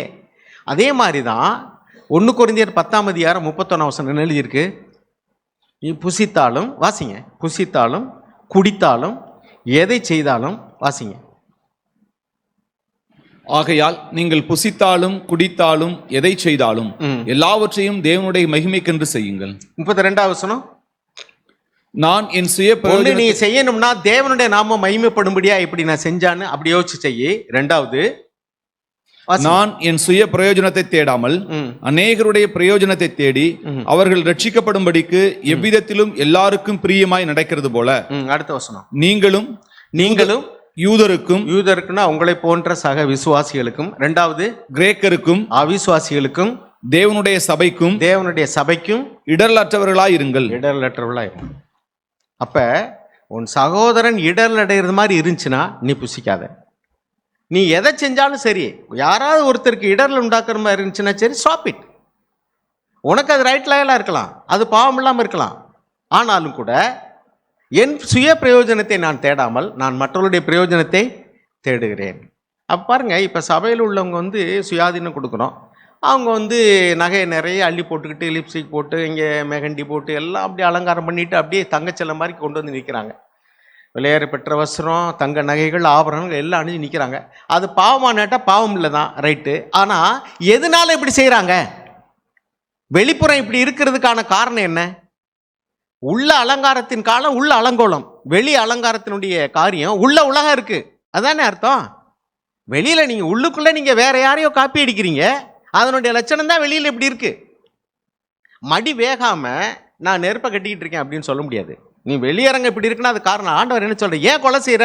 உள்ள கோபம் யா, நீ கோபத்தை சரி பண்ணு, கொலை சரியாயிரும். வெளியில விபச்சாரம் பண்ணக்கூடாதுன்னு சொல்றான். நீ முதல்ல சிறிய இச்சையோடு பார்க்கிற சுபாவம் உனக்கு இருக்கு, அதை நீ மேற்கொள்ளு. இச்சையானது கற்பம் தரித்து தான் வெளியரங்க இப்படி இருக்கு. அதே மாதிரி தான் ஏன் இவ்வளவு அலங்காரம் பண்ணிக்கிறோம்? சிம்பிளா போட்டுக்கிறேன் நான் சொல்ல வரல. ஏன்னா அதுக்கு வந்து பல காரணங்கள் ஒவ்வொருத்தர்கிட்டையும் இருக்குது. ஏன்னா ஆரம்பத்திலேருந்தே சிறு வயசுலேருந்தே அப்படி இருக்கிறோம். மற்றவங்களுக்கு முன்னாடி வந்து இடதற்கு ஏதுவாக இல்லாமல் ஒரு சிம்பிளாக போட்டுக்கிறேங்க. அது வந்து நம்ம என்ன செஞ்சோன்னா கன்செஷனை கொடுத்தோம் பாருங்க. அதை இப்போ வந்து நான் ரைட்டை எடுத்துக்கிட்டாங்க. எனக்கு சுயாதீனம் இருக்குது, நான் என்ன வேணாலும் பண்ணுவேன், சுயாதீனம் இருக்குது. 2வது, நான் வெளிப்புறத்தில் கவலைப்பட மாட்டேன், நான் உள்புறத்தில் கவலை பார்க்குறேன். அப்படின்னு என்ன? வெளியே விபச்சாரம் பண்ணிக்கிறேன், வெளியில் திருடிக்கிறேன், ஏமாற்றிக்கிறேன், உள்ள என்கிட்ட பொருளாசி இல்லையா? ஆண்டவர் என் இருதயத்தை பார்க்குறாரு, நீ என்ன பார்க்குற? இந்த மாதிரி இன்னொரு முனைக்கு நம்ம போயிடக்கூடாது. பாருங்கள், பழைய ஏற்பாட்டிலே இந்த 21க்கு அடுத்து 27 வாசிங்க. விபச்சாரம் செய்யாதிருப்பாயாக என்பது பூர்வத்தாருக்கு உரைக்கப்பட்டது என்று கேள்விப்பட்டிருக்கிறீர்கள். நான் உங்களுக்கு சொல்லுகிறேன், ஒரு ஸ்திரீயை இச்சையோடு பார்க்கிற எவனும் தன் இருதயத்தில் அவளோட விபச்சாரம் செய்தாயிற்று. உன் வலதுகன் போதும். அப்ப முதல்ல வந்து இருதயத்தில் இச்சை இருக்கிறதுனால தான் வெளியில விபச்சாரம். அப்ப ஆண்டவர் என்ன சொல்றாருன்னா, வெளியில வந்து நீ விபச்சாரம் பண்ணக்கூடாதுங்கிற கற்பனையை மட்டும் நீ வச்சுக்கிட்டு இருந்தீங்கன்னா உள்ள நீ எப்போதும் அப்படியே தான் இருப்ப. அதனால வெளிப்புறம் சுத்தமாகும்படிக்கு அந்த வசனத்தில் அந்த வார்த்தையை நீங்கள் விட்டுறவே கூடாது. நிறைய பேர் இன்னைக்கு அந்த வார்த்தையை விட்டுறாங்க. உள்புறத்தை சுத்தமாக்க, உள்புறம் சுத்தமாக இருக்கலையான்னு உங்களுக்கும் தெரியாது, எனக்கும் தெரியாது, ஆண்டவருக்கும் தெரியும். ஆனால் வெளிப்புறம் வந்து சுத்தமாக இல்லைன்னா அதுக்கு காரணம் உள்புறம் சுத்தமாக இல்லை. இந்த வார்த்தையை நம்ம ஏற்றுக்கணும். வெளிப்புறம் ஏன் இப்படி சுத்தமாக இல்லை? உள்புறம் சுத்தமாக இல்லை.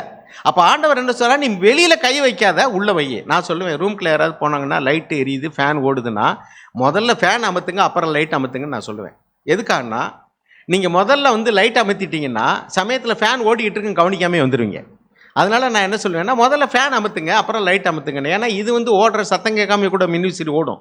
அப்போ நீங்கள் லைட்டை அமர்த்தி விட்டு மறந்துடுவீங்கன்னு சொல்லுவேன். ஸோ இப்போ இது எதுக்காக சொல்கிறோம், ஃபஸ்ட்டு இதை செய்யுங்க, அது நல்லது, அந்த ஆர்டர் சொல்கிறோம். அதே மாதிரி தான் முதலாவது உள்புறத்தை சுத்தமாக்கு, வெளிப்புறம் தானாக ஆட்டோமேட்டிக்காக சுத்தமாகிரும்னு சொல்கிறோம்.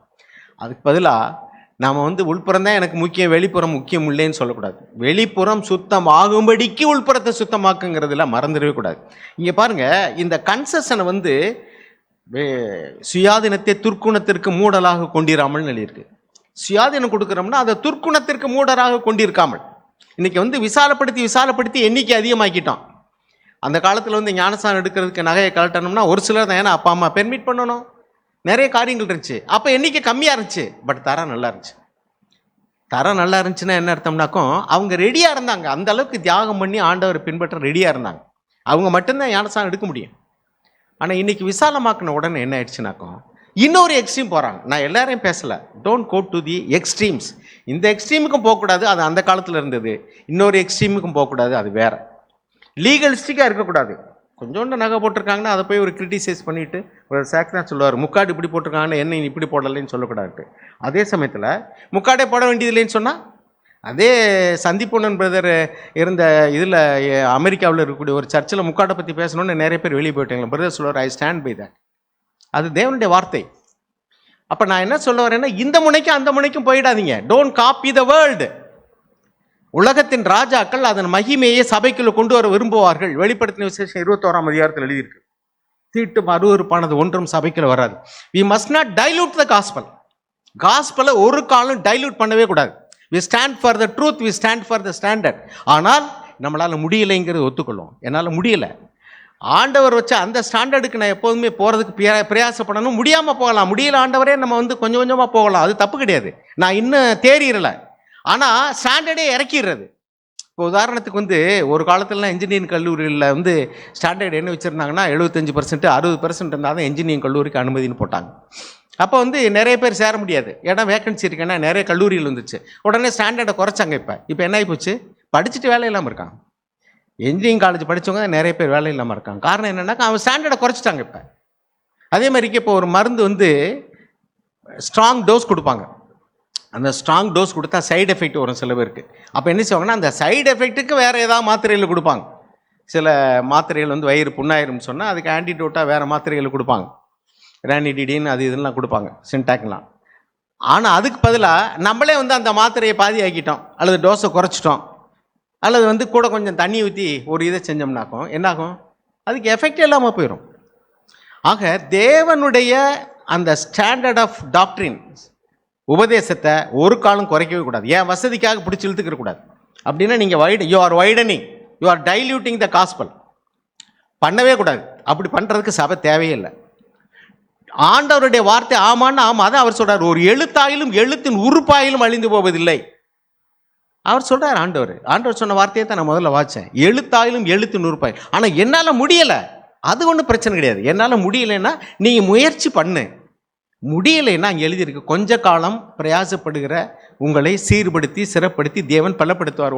1 பேதுரு 5ஆம் அதிகாரம் 10ஆம் வசனம். நீ பிரயாசப்பட்டீன்னா, முடியலைன்னா தேவன் உன் பிரயாசத்தை பார்த்து தேவனோட உதவி செய்வார், அது வேற விஷயம். ஆனால் முடிஞ்சதே நான் பண்ண மாட்டேன், எனக்கு சுயாதீனம் இருக்குது அப்படின்னாக்கோ நாம் வந்து மிஸ்டேக் பண்ணுறோன்னு அர்த்தம். நிறைய இடங்களில் மிஸ்டேக் பண்ணுறோம். We dilute the gospel. எல்லா காரியத்தையும் இப்படி சொன்னார்னா சரி, இதை மட்டும் விட்டுறலாம். No, let not the teaching come to the church. ஆண்டவர் வந்து எல்லாத்தையும் அழிக்கணுமோ எல்லாத்தையும் தான் அழிக்கணும். நல்லதை அழிச்சிட்டு பொல்லாத தப்பு விட்டுட்டாருன்றது தப்பு, ரைட்டு. சாரி, நல்லதை தப்பை விட்டுட்டு பொல்லாத அழிச்சிட்டாருன்னா தப்பு, ரைட்டு. அதுக்காக பொல்லாத அழிச்சிட்டு நல்லதை அழிச்சிட்டு பொல்லாத தப்பு விட்டா ரைட்டா? எல்லாத்தையும் அழினா எல்லாத்தையும் அழிக்கணும். That is the teaching. அதுதான் கரெக்டான டீச்சிங். வெளியையும் சரியாக இருக்கணும், உள்ளவையும் சரியாக இருக்கணும், அதுதான் ஆண்டவருடைய வார்த்தை. ஆனால் ஃபஸ்ட்டு உள்ள, ரெண்டாவது வெளியே, இதுதான் ஆண்டவருடைய உபதேசம். அதே மாதிரிக்கு வந்து நம்மளுடைய ஸ்டாண்டர்ட் என்னுடைய கன்விக்ஷன் படி இல்லைங்கிறதுக்காக நான் வந்து லீகலிஸ்டிக்காக நான் பண்ணுற மாதிரியே நீனும் பண்ணுன்னு நான் சொல்லக்கூடாது. நான் அப்படி சொல்லலை. என்னுடைய மனைவியோ என்னுடைய மகளோ அல்லது சபையில் உள்ள மூத்த சகோதரருடைய பிரதர் விக்டருடைய ஒய்ஃப் எடுத்துங்க, பிரதர் வின்சென்ட் ஒய்ஃப் எடுத்துங்க, பிரதர் சாக்குடைய ஒய்ஃப் எடுத்துங்க, யாரும் நகை போடலை. நம்ம யாரும் நகை போடுறதை பற்றி பேசுகிறதே கிடையாது. ஒரு காலத்தில் பேசணும், இப்போ நாங்கள் பேசுகிறதே இல்லை. We have given a concession. நம்ம வந்து ரொம்ப ஸ்ட்ரிக்டாக லீகலிஸ்டிக்காக போக வேண்டாமே. பட்டு இதை வந்து ஒரு அண்டியோ அட்வான்டேஜ் எடுத்துக்கிட்டு என்ன வேணாலும் பண்ணலாம். கொலுசை போட்டுக்கிட்டு சலக்குன்னு சர்ச்சுக்குள்ள நாங்கள் சொல்லியிருக்கேன். கொலுசு போடுறீங்களா இல்லையாங்கிறது எனக்கு முக்கியம் கிடையாது. எல்லாருடைய கவனத்தையும் திசை இருப்பது மாதிரி சலக்குன்னு வந்தால் நான் போகிற இடத்துல கூட சொல்லியிருக்கேன், அதை கழட்டி வச்சுட்டோம். அந்த பிள்ளையனுடைய கன்னத்தில் எப்படி புள்ளி வைப்பாங்க, அதான் கேட்டுச்சு. நான் கேட்டிருக்கேன், எங்கள் அந்த பிள்ளை வந்து கேட்டுச்சா? இப்போ அது எதுவுமே கேட்க முடியாது. அப்போ இப்போவே நீங்கள் அந்த பிள்ளையை உலகத்துக்காக வளர்த்தீங்கன்னா அது பெருசாகும் போது, அது கேட்கும்போது என்ன பண்ணுவீங்க? இப்போவே அந்த கேட்காத பொழுது அதுக்கு எல்லாத்தையும் மாட்டி விட்டீங்க, சலக்குன்னு போட்டு விட்டீங்க. அப்புறம் நீங்கள் எப்படி கரெக்டுவீங்க அது? அப்புறம் அந்த பிள்ளை கேட்குற பருவம் வரும்போது எப்படி நீங்கள் மாட்டேன்னு சொல்ல முடியும்? நகை போடுறது பாவமா பாவம் இல்லையாங்கிறது வேற. ஆனால் whom you are copying, உங்கள் ஹீரோ யார், உங்கள் ஹீரோயின் யார்? தேவ பக்தி உள்ளவர்களா, உலக மனிதர்களா? wherefore you take this? இந்த பழக்கத்தை எங்கேருந்து எடுத்துக்கிறீங்க? உலகத்திலேருந்து எடுத்துக்கிறீங்களா, தேவ பக்தி உள்ளவருந்து எடுத்துக்கிறீங்களா? நம்ம சிந்திப்போம் அருமையானவர்களே. நம்முடைய ஸ்டாண்டர்ட் வந்து ஆண்டவராக இயேசு கிறிஸ்து என்னுடைய ஸ்டாண்டர்ட். அவருடைய உபதேசம் தான் நமக்கு ஸ்டாண்டர்ட். நான் அந்த லெவலுக்கு போக முடியலைங்கிறது வேற விஷயம். நம்ம எல்லாரும் யாருமே இன்னும் தேர்னவங்களே கிடையாது. இன்னும் அவருடைய ஸ்டாண்டர்டுக்கு நம்ம போகவே இல்லை. அதுக்காக நான் அந்த ஸ்டாண்டர்ட் நான் நம்ம லெவலுக்கு கிடைக்கிறோமா, 60 வேண்டாம் 40க்கு வான்னு சொன்னாக்கும் நான் யூஸ்லெஸ்ஸாக போயிடுவோம். ஸோ அவருடைய ஸ்டாண்டர்ட் அப்படியே தான் இருக்கணும். The church should stand for that. முடியலைங்கிறத வந்து நிச்சயமாக ஆண்டவர் ஏற்றுக்கொள்வார். என்னால் முடியல ஆண்டவரே, முயற்சி செய்கிறேன், எனக்கு உதவி செய்யுங்கன்னா நம்ம ஒவ்வொருவரும் ஒரு ஸ்டேஜில் இருப்போம். கண்டிப்பாக தேவன் இறக்கம் பாராட்டுவார். நான் ஃபெயில் ஆகிற ஆண்டவரே, என்னால் முடியல ஆண்டவரே, தட்ஸ் கரெக்ட். அதுக்கு வந்து ஆண்டவர்கிட்ட இறக்கம் உண்டு. பாருங்கள், இப்போ இன்னொரு உதாரணம் சொல்கிறேன் பாருங்கள். மத்தேயு எழுதின சுவிசேஷத்தில் 5வது அதிகாரம் 31ஆம் வசனம் வாசிங்க. தன் மனைவியை தள்ளிவிடுகிற எவனும் தள்ளுதற் சீட்டை அவளுக்கு கொடுக்க கடவன் என்று உரைக்கப்பட்டது. நான் உங்களுக்கு சொல்லுகிறேன், வேசித்தன முகாந்திரத்தினால் ஒழிய தன் மனைவியை தள்ளிவிடுகிறவன் அவளை விபச்சாரம் செய்ய பண்ணுகிறவனாய் இருப்பான். அப்படி தள்ளிவிடப்பட்டவளை விவாகம் பண்ணுகிறவனும் விபச்சாரம் செய்கிறவனாய் இருப்பான். இந்த காரியத்தை குறித்து ஆண்டவர்கிட்ட கேள்வி கேட்டாங்க. மத்தேயு 19க்கு போவோம் பாருங்க. தள்ளிவிடவே கூடாதுங்கிற மாதிரி சொல்லிட்டார். வேசித்தன முகாந்திரத்தினால் ஒழிய எந்த காரணத்தையும் தள்ளிவிடவே கூடாது. மோசே தள்ளி விடலாம்ங்கிறாரு, தள்ளுதற் சீட்டை கொடுத்து தள்ளி விடலான்ட்டு. இவர் என்ன சொல்றாரு? ஆண்டவர் வந்து தள்ளி விடக்கூடாதுங்கிறாரு. என்ன ஆண்டவரே இப்படி செய்கிறீங்களே அப்படின்னு கேட்குறாங்க. பாருங்க, அதில் 19வது அதிகாரம் 9ஆம் வசனம் வாசிங்க. எவனாகிலும் தன் மனைவி வேசித்தனம் செய்த நிமித்தமே அன்றி அவளை 6ல இருந்து வாசிங்க. 6. இப்படி இருக்கிறபடியினால் அவர்கள் இருவராயிராமல் ஒரே மாம்சமாய் இருக்கிறார்கள். ஆகையால் தேவன் இணைத்ததை மனுஷன் பிரிக்காதிருக்க கடவன் என்றார். அதற்கு அவர்கள், அப்படியானால் தள்ளுதற் சீட்டை கொடுத்து அவளை தள்ளிவிடலாம் என்று மோசே ஏன் கட்டளையிட்டார் என்றார்கள்.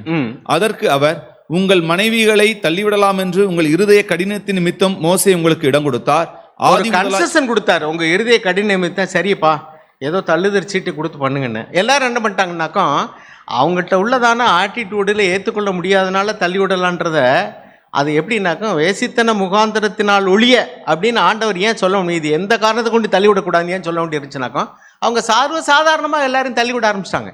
ஒருத்தனை பிடிக்கலை, இன்னொரு பெண்ணை பார்த்துட்டு நினச்சா ரைட் இருந்தால் அவனுக்கு தள்ளுதச்சிட்டு போ, இன்னொருத்தனை கட்டிட்டு போ. அப்போ அவனுக்கு பிறந்த பிள்ளைகள் என்ன ஆகிறது, அவளுடைய நிலைமை என்ன ஆகிறது, அவளுக்கு பற்றி கவலையே கிடையாது. உனக்கு பிடிக்கலைன்னு இந்த டிவோர்ஸ் போ. இன்றைக்கி சில மதங்கள் அப்படி செய்கிறாங்க, டிவோர்ஸ் பண்ணிவிட்டு ஈஸியாக இன்னொரு கல்யாணத்தை பண்ணிட்டு போயிடலான்ட்டு. அப்போ ஆண்டவர் வந்து இங்கே ஸ்ட்ரிக்டாக சொன்னார். என்ன, மோசே வந்து உங்களுக்கு ஒரு கன்செஷன் கொடுத்தான், இருதய கடினமாக இருந்தீங்க, அதனால வந்து சரி, இன்கேஸ் உனக்கு ஒத்து போகலைன்னா ஒரு ஃபைனலாக அந்த மாதிரி கொடுத்தான். நீங்கள் எதுக்கெடுத்தாலும் நீங்கள் தள்ளிவிட ஆரம்பிச்சிட்டீங்க. நோ, வேசித்தன முகாந்திரத்தினால் ஒழிய வேறு எந்த காரணத்தை முன்னிட்டு டிவோர்ஸே கிடையாது. இப்போ ஏன் அப்படி ஸ்ட்ரிக்ட் ஆச்சு? இப்படி தான் அருமையானவர்களே, நம்ம வந்து சுயாதீனத்தை வந்து துர்க்குணத்திற்கு மூடலாக நம்முடைய ஆசை இச்சைகளை நிறைவேற்றுவதற்காக பயன்படுத்த ஆரம்பித்தால் சபையும் இப்படி ஒரு ஸ்டாண்டு தான் எடுக்க வேண்டியிருக்கும். எனவே நாம் வந்து இந்த காரியத்தை பாருங்கள், பாத்திரத்தின் உட்புறத்தை சுத்தமாக்கணும். பாலிய இச்சை, பெருமை, கோபம், இதெல்லாம் வந்து சீரியஸான பாவம். இதை பழைய ஏற்பாட்டில் உள்ளவங்க பார்க்கவே இல்லை. அதுக்கான சொன்னார், அந்த பரிசேயர்கள் சதிசேயர்கள் வெளிப்புறத்தில் தான் கவனம் செலுத்துகிறான், உள்புறத்தில் சுத்தமாக்குறது இல்லை. நீ உள்புறத்தில் சுத்தமாக்கணும், அதுதான் அதை காட்டிலும் வந்து மேலான காரியம். உங்களுடைய நீதி அவர்களுடைய நீதியை காட்டிலும் மேலானதாக இருக்க வேண்டும்னா நீ வெளிப்புறம் மட்டும் இல்லை, உள்ளே இருக்கணும்னு அர்த்தம். அதே சமயத்தில் உள்ளே இருந்தால் போதும், வெளியில் ஒன்றும் கவனிக்க வேண்டியதில்லை அப்படின்னு சொன்னால், வெளியில் உள்ளவர்கள் இடர்லடை மாதிரி இருந்தால் செய்யக்கூடாதுன்னு எழுதியிருக்கல. உன் சகோதரனாவது நீ புசிப்பதாவது குடிப்பதாவது வேறு ஏதாவது செய்கிறதாவது உன் சகோதரன் இடறதற்கு ஏதுவாக இருந்தால் நீ அதை என்ன செய்யக்கூடாது. சபையில் உள்ளவங்க யாராவது இடறதற்கு ஏதுவாக ஒரு காரியம் இருந்தால் மேபி லீகல், மேபி லாஃபுல், எல்லாத்தையும் அனுபவிக்க எனக்கு அதிகாரம் உண்டு, எல்லாம் ப்ராஃபிட்டபுளாக இருக்காது. ஏன்னா மற்றவங்களுக்கு இடரலாக இருக்கும். அருமையானவர்களே, சத்தியத்தை நாம் இந்த முனைக்கும் அந்த முனைக்கும் போயிடாதபடிக்கு ஆண்டவருடைய உபதேசத்தின் தரத்தை ஒரு காலம் தாழ்த்தெறிவே கூடாது. சபையினுடைய தரத்தை நம்ம தாழ்த்தெறிவே கூடாது. இப்போ சபையில் வர்றோம், ஒரு சிலர் சபையில் எல்லாரோடையும் ஐக்கியப்பட மாட்டேங்கிறாங்க, அல்லது வேறு ஏதாவது காரியங்களில் இப்போ டியூட்டி போடுறோம் செய்ய மாட்டேங்கிறது, யாரோட ஐக்கியப்படுறதுல போனாங்க. நம்மளே சொல்கிறோம் ப்ளீஸ் கோ, வேறு எங்கேயாவது போயிருங்க. இப்படிலாம் ஆட்கள் இங்கே வச்சுக்கிட்டு கூட்டம் கும்மாலம் அடிச்சுக்கிட்டு இருக்கிறதுக்காக இங்கே நாங்கள் சபை நடத்தலை. ப்ளீஸ் கோ, உங்களுக்கு எங்கே விருப்பமோ போங்கன்னு சொல்கிறோம். அப்படி இல்லைன்னாக்கா நான் சொல்கிறேன், காலையருள் திருச்சபையில் உட்காரதுக்கு இடம் இருக்காது. வந்தவங்கள்லாம் இங்கே தங்க ஆரம்பிச்சிருந்தா இன்னொரு 250 பீப்புள் இருக்கும் ஒரு வேலை. அவ்வளோ பேர் வெளியே போயிருக்காங்க. ஆண்டவராக இயேசு கிறிஸ்து யோவான் எழுதின சுவிசேஷம் 6ஆம் அதிகாரத்தில் அவருடைய இதை பார்த்தீங்கன்னா திரளான ஜனங்கள் வேறு பின்னாடி வந்தாங்க. ஆனால் கடைசியில் எல்லாரும் நிறைய பேர் போக ஆரம்பிச்சிட்டாங்க. அவர்கிட்ட கேட்டாங்க, எல்லாரும் போகிறாங்க, அவங்களுக்கு தெரியுமா இடரடைந்து போகிறாங்கன்னு, இது கடினமான உபதேசம், யார் இது பின்பற்றணும்? ஆண்டவர் என்ன சொன்னார்? நீங்களும் போக மனதாக இருந்தால் போங்கன்னார். கடைசியில் எத்தனை பேர் இருந்தாங்க அங்கே? Only 12 people. அதுவும் கடைசியில் யூதாஸ் போயிட்டார் அதில். ஸோ நம்முடைய திருச்சபையினுடைய காரியங்கள் முக்கியமாக என்னன்னாக்கும் இந்த முனைக்கும் அந்த முனைக்கும் போயிடக்கூடாது. You should not go to this cliff or that cliff. நாம் யாரை மாதிரியாக நோக்கணும்னா தேவ பக்தி உள்ள சகோதரிகள், தேவ பக்தி உள்ள சகோதரிகளை மாதிரியாக நோக்குங்க. சுயாதீனம் கொடுத்தாச்சுங்கிறதுக்காக சினிமா நடிகைகளை மாதிரியாக நோக்காதீங்க. பாருங்க, அலங்காரம் பண்ணுறதுக்கு ஆள் காசு கொடுத்து வெளியிலேருந்து கூட்டிகிட்டு வர்றாங்க. இங்கே வந்தவுடனே பார்த்தீங்கன்னா சரி, அவங்க பண்ணுற யதார்த்தமாக ஒரு சில பெண்கள்லாம் பார்த்தீங்கன்னா சும்மா யதார்த்தமாக இல்லை தலையை சீவி ட்ரெஸ் உடுத்திட்டு வந்தாலே பார்க்க லட்சணமாக இருக்கும். ஆனால் அன்னைக்கு பண்ணுற அலங்கோணத்தை பார்த்தீங்களா? முகத்தில் இயல்பான தோற்றமே கிடையாது, முடியில் இயல்பான தோற்றமே கிடையாது. அன்னைக்கு வழக்கமாக இவ்வளவுக்கு சட்டை போடுற பிள்ளைகளுக்கு இப்படி போட்டு விட்றாங்க. அன்னைக்கு பார்த்தா கன்றாவியாக இருக்குது. அப்புறம் இடுப்பில் ஒட்டியான மாதிரி கட்டி வராங்க. பரதநாட்டிய கலைஞர்கள், பரதநாட்டியம் ஆடுறவங்கள நான் அந்த காலத்தில் பார்த்துருக்கேன். நான் காலேஜில் ஸ்கூல்லலாம் படிக்கும்போது பரதநாட்டியம் ஆடுவாங்க. அவங்க இங்கேயெல்லாம் போட்டுட்டு நிறைய இங்கேயெல்லாம் நகை. நம்ம கல்யாணங்களில் திடீர்னு நிற்கிறாங்க. நமக்கு அதிர்ச்சியாக இருக்குது. கல்யாணத்துக்கு வர்றவங்க நம்ம போய் உட்காந்துருக்குறோம். இந்த அலங்காரம் பண்ண உள்ளே போன பொம்பளை பிள்ளை கூட்டிகிட்டு போனது இப்படிலாம் கோலம் பண்ணி வைக்கணும்னு யாருக்கு தெரியும்? அலங்காரம் பண்ணுறங்கிற பேரில் அலங்கோலம் பண்ணி வைக்கிறாங்க. உட்கார வச்சா இது நம்ம சர்ச்சில் உள்ள பொண்ணு தானான்னு பார்க்க வேண்டியிருக்கு. அப்போ இவ்வளோ நாள் இங்கேருந்து என்னதான் இருக்குது? ஒன்றுமே இல்லைங்க. எல்லாம் வெளியே காதுக்குள்ளே சபையில் ஆள் உட்காந்துருக்காங்களே, உள்ளே ஒன்றுமே போகல. அதே மாதிரி வீடியோ எடுக்கிறதுக்கு ஆளை கூட்டிட்டு, ஏன் நான் என்ன சொல்லணும்னா, அலங்காரம் பண்ணுறதுக்கு காசு கொடுத்து தானே கூட்டிகிட்டு வர்றான். டூ வாட் ஐ சேன்னு சொல்கிறதுக்கு ஏன் நம்மளால் முடியல? நான் சொல்கிறபடி எனக்கு அலங்காரம் பண்ணி விடு, ஏன் சொல்கிறதில்ல? ஏன் ஒரு இளம் பிள்ளை ஒரு தலைமுடி நரைச்சிருக்கு, டை அடித்தா தப்பு கிடையாது. அது ஏன்னா அந்த வாலிய பிராயத்தில் அதுக்கு ஒரு இதாக இருக்குன்னு சொல்லலாம். அல்லது ஏதாவது முகத்தில் இது இருக்குது, அதை ஃபேஷியல் பண்ணி ஏதோ எடுத்து வர, தட்ஸ் ஓகே. ஏன்னா திருமண நாள் அன்றைக்கி அதை பார்க்க ஃபோட்டோட்டெல்லாம் அசிங்கமாக இருக்கும், ரைட், ஓகே. ஆனால் அதுக்காக பண்ணாத கோலமெல்லாம் பண்ணி உண்மையிலே ரொம்ப வருத்தமாக இருக்குது சில இதுகளெல்லாம். நான் என்னடா வெளிப்புறத்தை பற்றி இவ்வளோ பேசுகிறேன்னு நினைக்கிறீங்களா? வெளிப்புறம் சுத்தம் ஆகும்படி தான் உள்புறத்தை சுத்தமாக சொன்னார். இந்த ட்ரூத்தை நம்ம மறந்துடவே கூடாது. எக்ஸ்டர்னலான காரியம் ஒன்றுமே சரியில்லைன்னா அப்புறம் எதுக்கு ட்ரெஸ்ஸு மாடஸ்ட்லின்னு சொல்லணும், ட்ரெஸ்ஸு டிஸ்கிரீட்லின்னு சொல்லணும்? நீ என்னத்தை வேணாலும் உடுத்திட்டு பாப்பா. ஆண்களுடைய ட்ரெஸ்ஸை பெண்கள் உடுத்தக்கூடாது, அது பழைய ஏற்பாட்டில் இருந்துச்சு. இது பிரின்சிபல். ஆண்கள் ட்ரெஸ்ஸு எதுன்னு இங்கே ப்ரிஸ்கிரைப் பண்ணவே இல்லையே. சில ஏரியாவில் ஆண்கள் ட்ரெஸ்ஸும் பெண்கள் ட்ரெஸ்ஸும் ஒரே மாதிரி தான் இருக்குது. அப்போ நான் என்ன சொல்கிறேன்னா, அந்த ஏரியாவில் நீங்கள் இருக்கிற ஏரியாவில் எது ஆண்கள் ட்ரெஸ்ஸோ அதை பெண்கள் போடக்கூடாது, அதான். அதே மாதிரிக்க நாம் இப்போ தேவ பக்தி உள்ள பெண்கள் உடுத்தோம்னா நம்ம ஏரியாவில் தேவ பக்தி உள்ள பெண்கள் எப்படி உடுத்துவாங்க, எப்படி அலங்காரம் பண்ணீங்களோ அதே மாதிரிக்கு பண்ணணும். அங்கே நாம் வேறு இடத்துல இருந்து காப்பி அடித்து கொண்டு வரக்கூடாது. அதே மாதிரிக்கு தான் நகை அலங்காரம் சரி, உடை அலங்காரம் சரி. ஈவன் வாலிய பையங்கள்லாம் முடி வெட்டிட்டு வர பார்க்குறோம், உடம்புற மாதிரி வெட்டிட்டு வராங்கன்னு போய் வெட்டிட்டு வான்னு சொல்கிறோம். நீங்கள் இதெல்லாம் எப்படி நினைப்பீங்களா எனக்கு தெரியல. ஒரு முறை நான் பெங்களூர் கான்ஃபரன்ஸ்க்கு போயிருந்தேன். நம்ம பைபிளே எழுதியிருக்கு, ஆண்கள் முடியை நீளமாக வளர்க்குறது என்ன எப்படி இல்லை, சுவாவம் இல்லை. பெண்கள் முடியை நீளமாக வளர்க்குறது இயல்பாகவே இருக்குன்ட்டு. இப்போ நம்ம ஒருச்சா முடி வச்சுருந்தா ஆண்கள்னா என்ன சொல்லுவோம்? நீளமாக வளர்த்துருக்கேன்னு சொல்லுவோம். அதே இது பெண்கள் ஒருச்சா முடி வச்சுருந்தா குட்டையாக வளர்த்துருங்கன்னு சொல்லுவோம். ஏன்னா நம்ம சுற்றி உள்ள ஸ்டாண்டர்டை வச்சு தான் அதை பார்க்குறோம். ஒரு முறை பெங்களூர் கான்ஃபரன்ஸ்க்கு நாங்கள் போயிருந்தோம். ஆரம்ப காலத்தில் ஒரு சகோதரர் 2-3 பசங்களோட வந்துட்டார். முடி அப்போல்லாம் முடி இப்படி நீளமாக தொங்கும், இப்படி அப்படி முடி இப்படி தொங்கும். அதுக்கு பேர் என்னன்னு தெரியல, இப்போவும் இருக்கான்னு தெரியல. ஆமாம், அந்த காலத்தில் வந்து முதல்ல அந்த ஹிப்பி முடியும்பாங்க ஒரு காலத்தில், அது இருந்துச்சு. அது அப்புறம் வந்து என்ன இப்படி இப்படி தொங்குற மாதிரி இருக்கும். அது எந்த சினிமாக்காரன் போட்டிருந்தாலும் தெரியல, அதை பார்த்து பண்ணிட்டு வந்துட்டாருங்க. பேக்கு கூட போட்டு வெளியூர்லேருந்து வந்துட்டாங்க. இந்த சாக் பார்த்தாரு, கோ அவுட்டுன்ட்டார். You are not permitted to the conference, go அவுட்டுன்ட்டார். நாங்கள் ஒரு தடவை போனோம் குர்த்தியார் குண்டத்து கேம்ப்க்கு. அங்கே இப்போ இலங்கையில் இருக்கக்கூடிய சகோதரர்கிட்ட வந்து ஒருத்தர் வந்து இப்படி முடியை தொங்க போட்டோம். நல்லா ஆர்வமாக சத்தியத்தை கேட்டு வந்துட்டு இருந்தார். அவர் வேணும்னு வளர்க்கல, அவர் சுற்றி இருக்கிறவங்கள பார்த்து காப்பி அடித்தார். நான் போயிருந்தேன், இந்த தடவை வந்து சரி ரொம்ப ஆர்வமாக நல்லா சத்தியத்தை கேட்டார். சொன்னேன், இந்த முறை வந்து சரி, next time when you come to the church தலையை க்ளீன் பண்ணிட்டு உள்ள வாங்கன்னு சொன்னேன். க்ளீன் பண்ணிட்டு வந்துட்டார். இங்கேயும் அதே மாதிரி சில சகோதரில் கூப்பிட்டு சொல்கிறோம். ஏன் அதான முடியல, என்ன இருக்குது, ஒன்றும் இல்லை. பட் ஏன் நம்ம வந்து அப்படி சொல்கிறோம்? தேவ பக்தி உள்ளவர்னு சொல்கிறவங்களுக்கு அது லட்சணம் கிடையாது. வெளியில் சினிமாக்காரங்க பண்ணுறதே நம்ம காப்பி அடிக்கக்கூடாது. So my kind request all of you dear brothers sisters, அதுவும் வாலிப பிள்ளைகளுக்கு சொல்கிறேன், உங்கள் கல்யாண சமயத்தில் உங்களை ரூம்குள்ளே தனியாக கூட்டிகிட்டு போய் அலங்காரம் பண்ண போகும்போது யாராவது ஒருத்தர் வந்து இப்படி செய்யுங்க அப்படி செய்யுங்கன்னு சொன்னாங்கன்னா டூ வாட் ஐ சேன்னு சொல்லணும். என்ன சொல்லணும்? டூ வாட் ஐ சே. எனக்கு இது பிடிக்காது, வேண்டாம். அதே மாதிரிக்கு வந்து அந்த வீடியோக்காரங்க வருவாங்க, இப்படி கட்டி பிடிங்க, இப்படி பிடிங்க, இப்படி பிடிங்க. அந்த சினிமாவில் ஸ்டில்லில் வந்து என்னெல்லாம் போட்டு அவங்க சினிமா நடிகர்களுக்கு போடுறானோ அதே மாதிரிக்கு இங்கே ட்ரையல் பார்க்குறாங்க. காசு நான் கொடுக்குறேன், நான் சொல்கிறபடி எடியா. உனக்கு காசு வேணுமா வேண்டாமா? நான் சொல்கிறபடி எடு. ஏன் சொல்ல தெரியாது நமக்கு? அவன் சொல்கிறவெல்லாம் ஆட்டம் போட்டு நீங்கள் இப்படியெல்லாம் பிடிச்சி வச்சுருந்து நாளைக்கு 15 வருஷம் கழிச்சு உங்கள் பிள்ளைகிட்ட இதை கொண்டு காமிப்பீங்களா? பாருங்க, உங்கள் அப்பா அண்ணன் நான் அம்மாவை நாங்கள் எப்படி நடிச்சிருக்கோம் பார்த்தியா? இப்போ நான் யாரு கூட நடிக்கன்னு கேட்கும். அடுத்து நான் யாரு கூட இப்படி கட்டி பிடிக்கிறதெல்லாம் தப்பு இல்லை போல இருக்கும் இல்லையா? So be an example. நம்ம வந்து அப்படிலாம் செய்யக்கூடாது. நம்ம சொல்லணும், ஏன் நான் கூட்டிகிட்டு வர்றேன், ஏன் நான் சொல்கிறபடி செய்ய.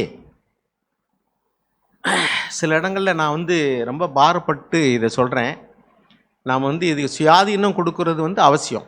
அப்போ சுயாதீனம் கொடுத்தா நீ யாருக்கு வேணாலும் டைவர்ஸ் நோட்டீஸ் கொடுத்துட்டு நீ இஷ்டப்பட்டவளையெல்லாம் கட்டிட்டு போவ, பிள்ளைகளை பெற்று நடுத்தவர்கள் விட்டுட்டு போனீங்கன்னா ஆண்டவர் போட்டார் பாருங்க ரூல். வேசித்தன முகாந்திரம் ஒன்று தான் உனக்கு, அதுவும் எக்ஸம்ஷன் கன்செஷன் தான். அது மோசையை கொடுத்தாலும் உன் இருதய கடி நிமித்தம் கொடுத்தாரு, நீ உடனே நீ தாறுமாற போய் கல்யாணம் பண்ணிக்கிடுவியா?